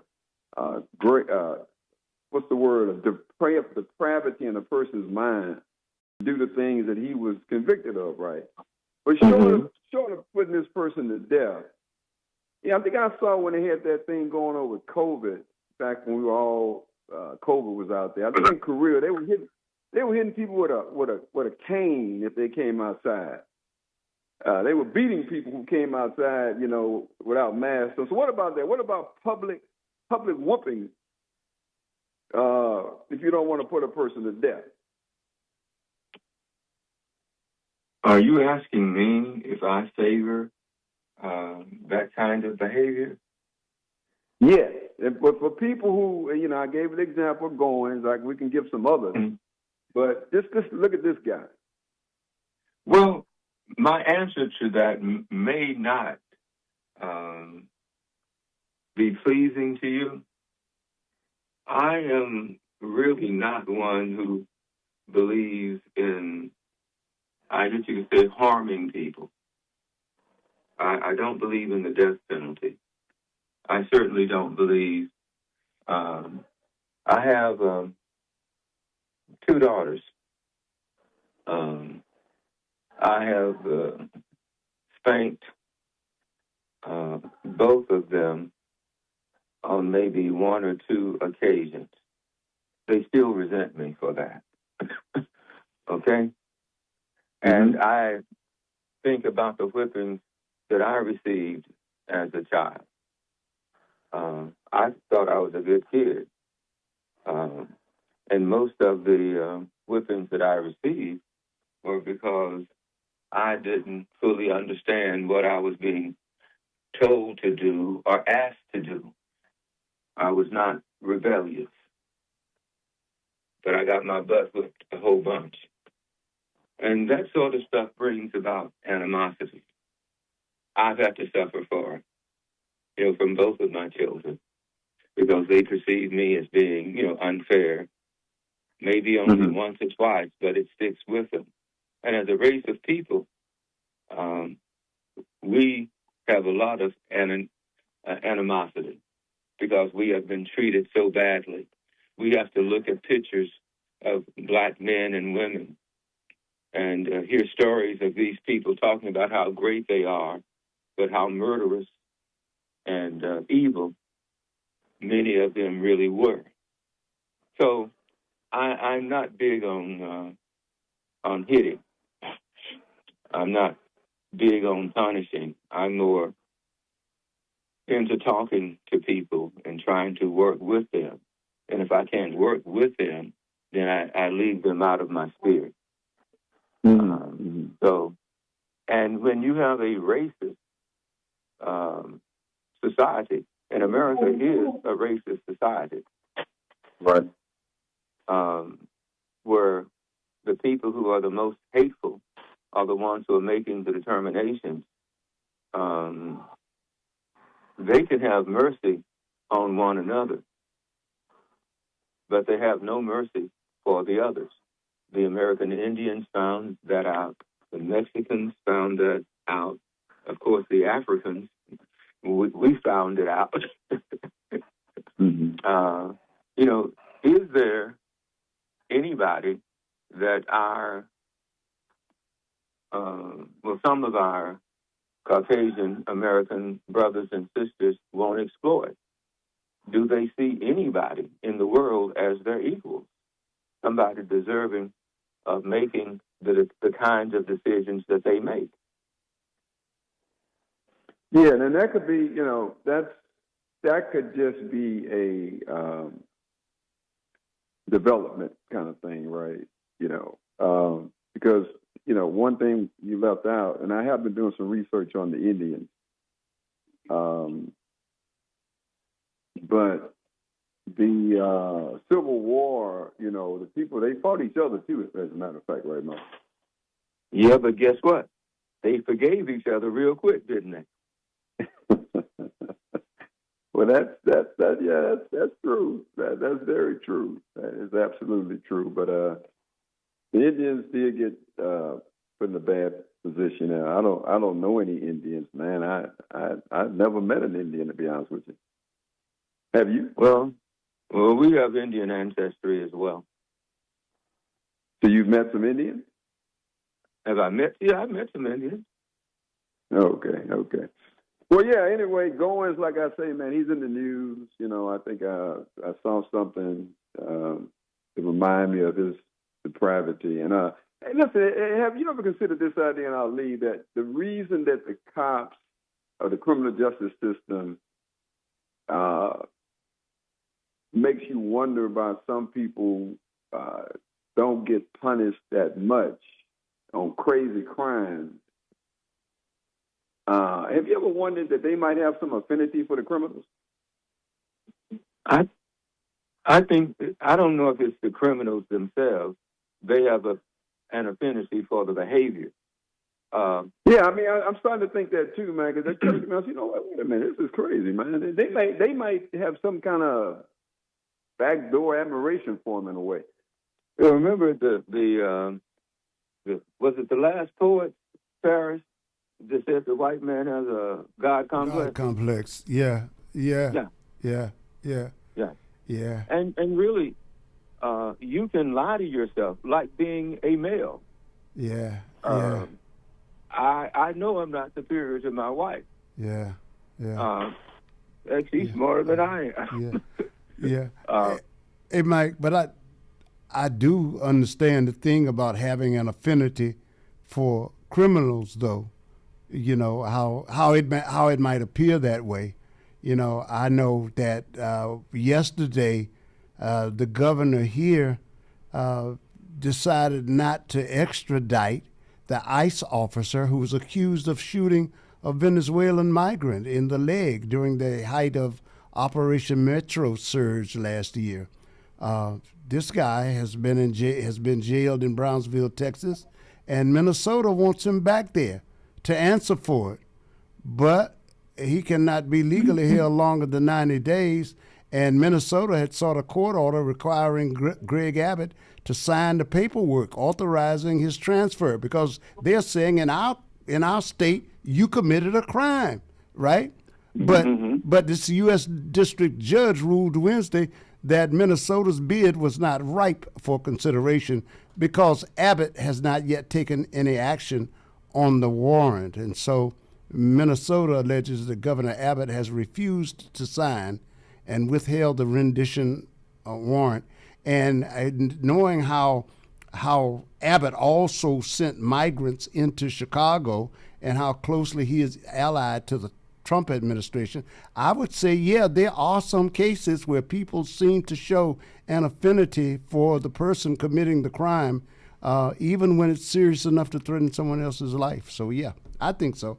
It does happen. It does happen. Yeah. That is such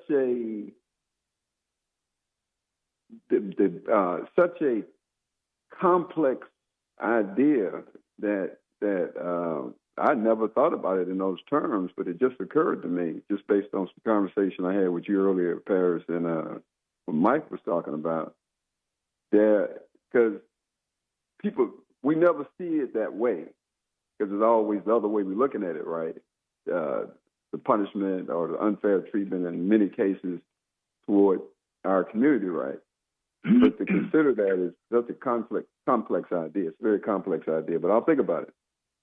Let me ask you this question. Yeah. Do you remember when I talked, because I've talked about it a bit, when I was 16 years old, a Houston cop told me that he would take me to jail and hang me. Can you hold on just for a minute, Paris? This is my daughter. It might be something important. Can we take a short break? Sure. Yeah, we can. So hold on a minute. Minute, guys. All right. We are the source. I'm Paris. Going to take a quick break and get over to see. Then we're going to come back and see if we can get Michael situated here. We are the source. I am Paris. It is the afternoon time here. It is the afternoon.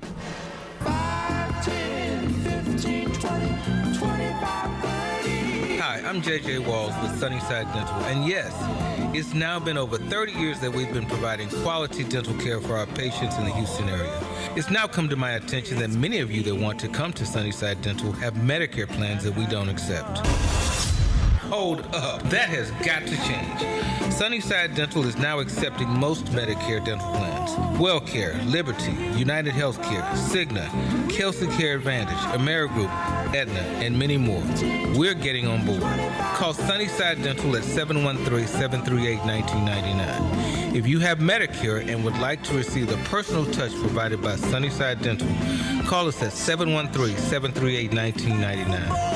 We look forward to helping you achieve the smile that you can't wait to share with the world. Got Medicare dental benefits? Call Sunnyside Dental, 713-738-1999. Informative, entertaining, inspiring.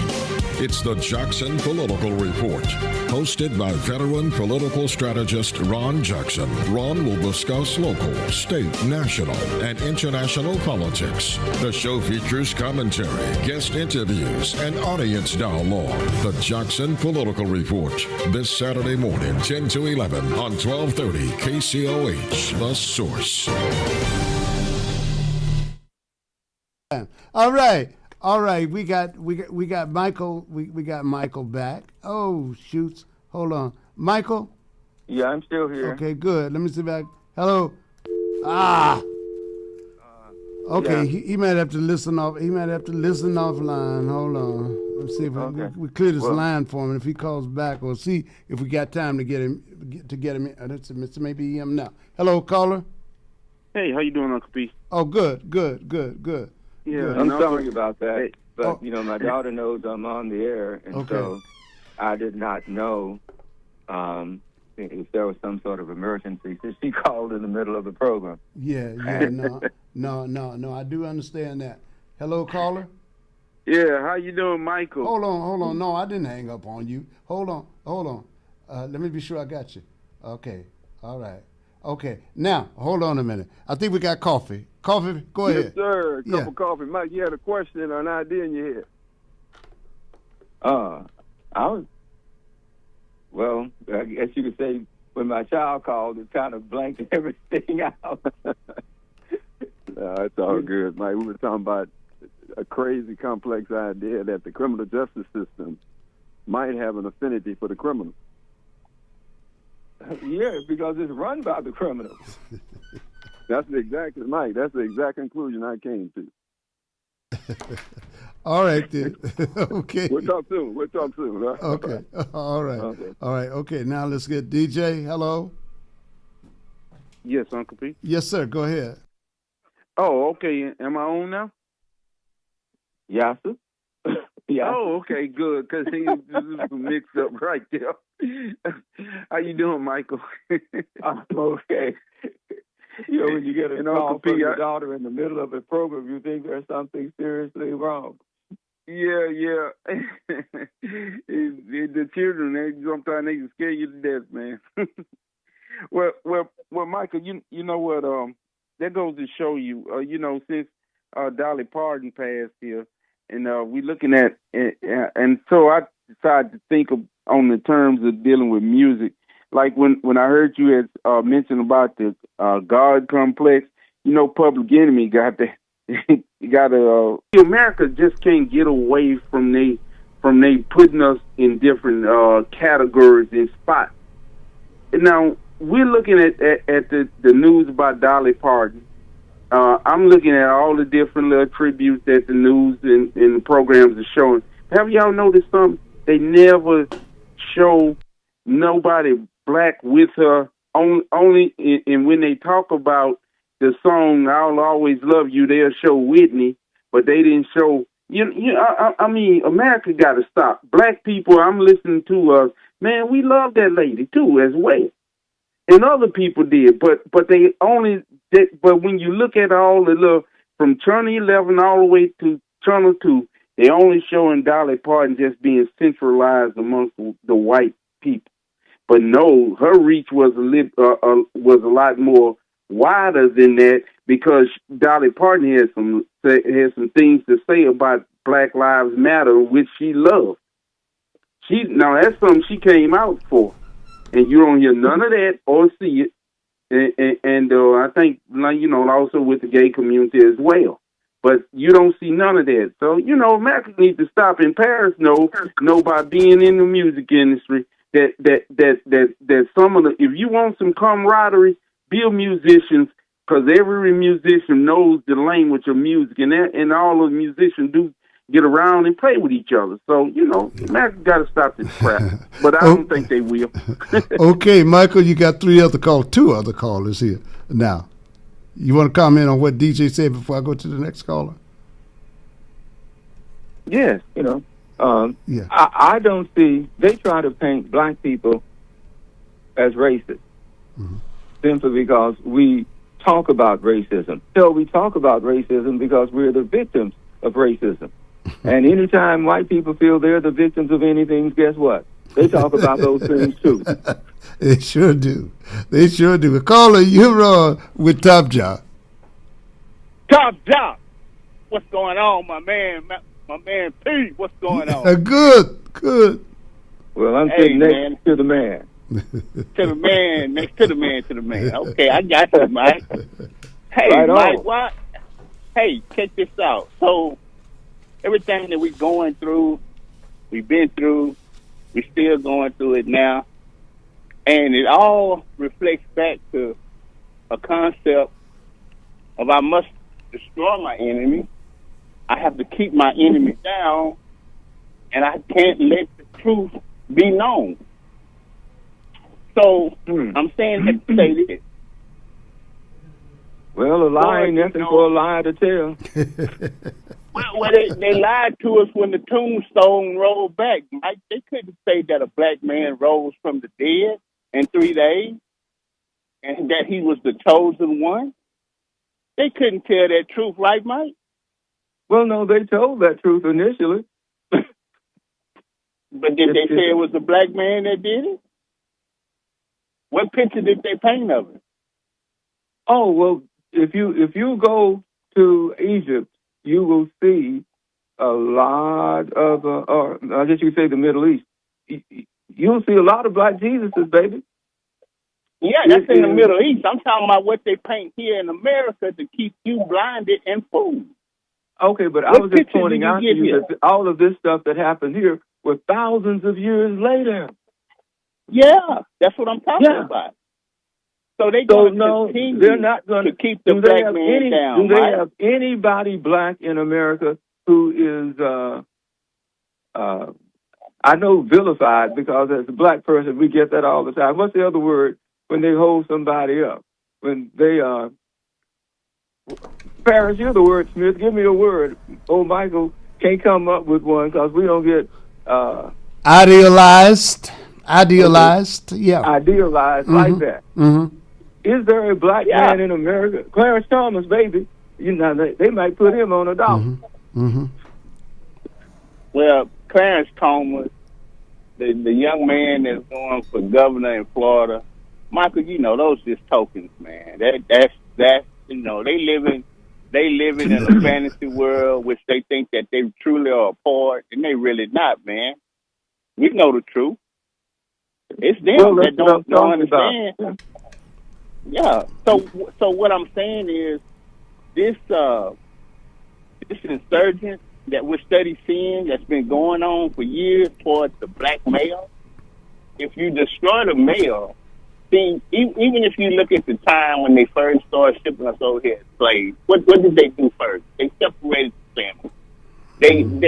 They treated the male like they had to destroy him in every facet, even the way that they killed him, Mike. Yeah. Look, I want to say something here. We use the word idealized because I'm not saying idolized. I'm saying there are people who would have us believe that the more you keep silent, the more you don't say anything, that's the ideal way they see you. As being you're not causing anybody any problems, you're not complaining about anything, and so they've got a seat at the table for certain people who do that, who always find some way to apologize for them. An apologist is ideal to them because that permits them to do what they need to do. So when we use the word idealized, we say, yeah, they have a different of how the ideal black person is, and it differs with many of us. Yeah, because there's a guy in the Senate, I can't remember his name, and I hope I don't offend anybody, but he kind of looks like a possum. Do you know who that guy is? I'm assuming you're talking about a senator from South Carolina. Is that it? Do you know? What's his name? Tim Scott. Tim Scott. Now, Paris did not do this. I just did not remember his name. All I could see, is it a raccoon or a possum that he looks like? Boy, I'm digging a hole for myself, aren't I? No, I will say this. You've gone a step further than the Bible. You're digging a hole for two. You nigga a hole for 3 here. Come on over to my hole. All right, man. Y'all have a good one. All right, always good. Hello, caller. You're on with the Top Jock. Heaven help us all. Go ahead. Well, I know we're in a tight squeeze, so I'm going to say yes, sir. Good day to Mike and good day to you. Okay. And all I got to say is, for one thing, I'm a Dolly Parton fan since I was a young teenager. Seen on Porter Wagner, and I like her ethics. She stay out of politics. She also conferred with the Colonel, whatever it is, and they wanted to use one of her songs for Ever to sing, but the Colonel wanted the publishing rights. So that song didn't go to him because she did not compromise her value. That was her song. As far as the why are they so lenient, something like on black criminals, letting them out? Well, there's we call it MO, a motive. And the motive is always seeking one disposition. Because most of the poor black criminals, hardened criminals, who actually get out of jail, seem like they get out of jail easy, where they go? They go back to the black neighborhood where they know they can find them. And where you think they go commit their crimes that they ain't gonna walk over to River Oak? They go commit it there. So that if I was a white racist, guess what? Hell, I said let us go too, too. Thank you, man. I'll get you out myself too. So we already know what's up. And since we have the Honorable President in the city today, I'm just going to leave it like he would tell everybody. Ask not what your country can do for you. But instead, can you hear the birds singing? Yes, I hear the melody. What your country can do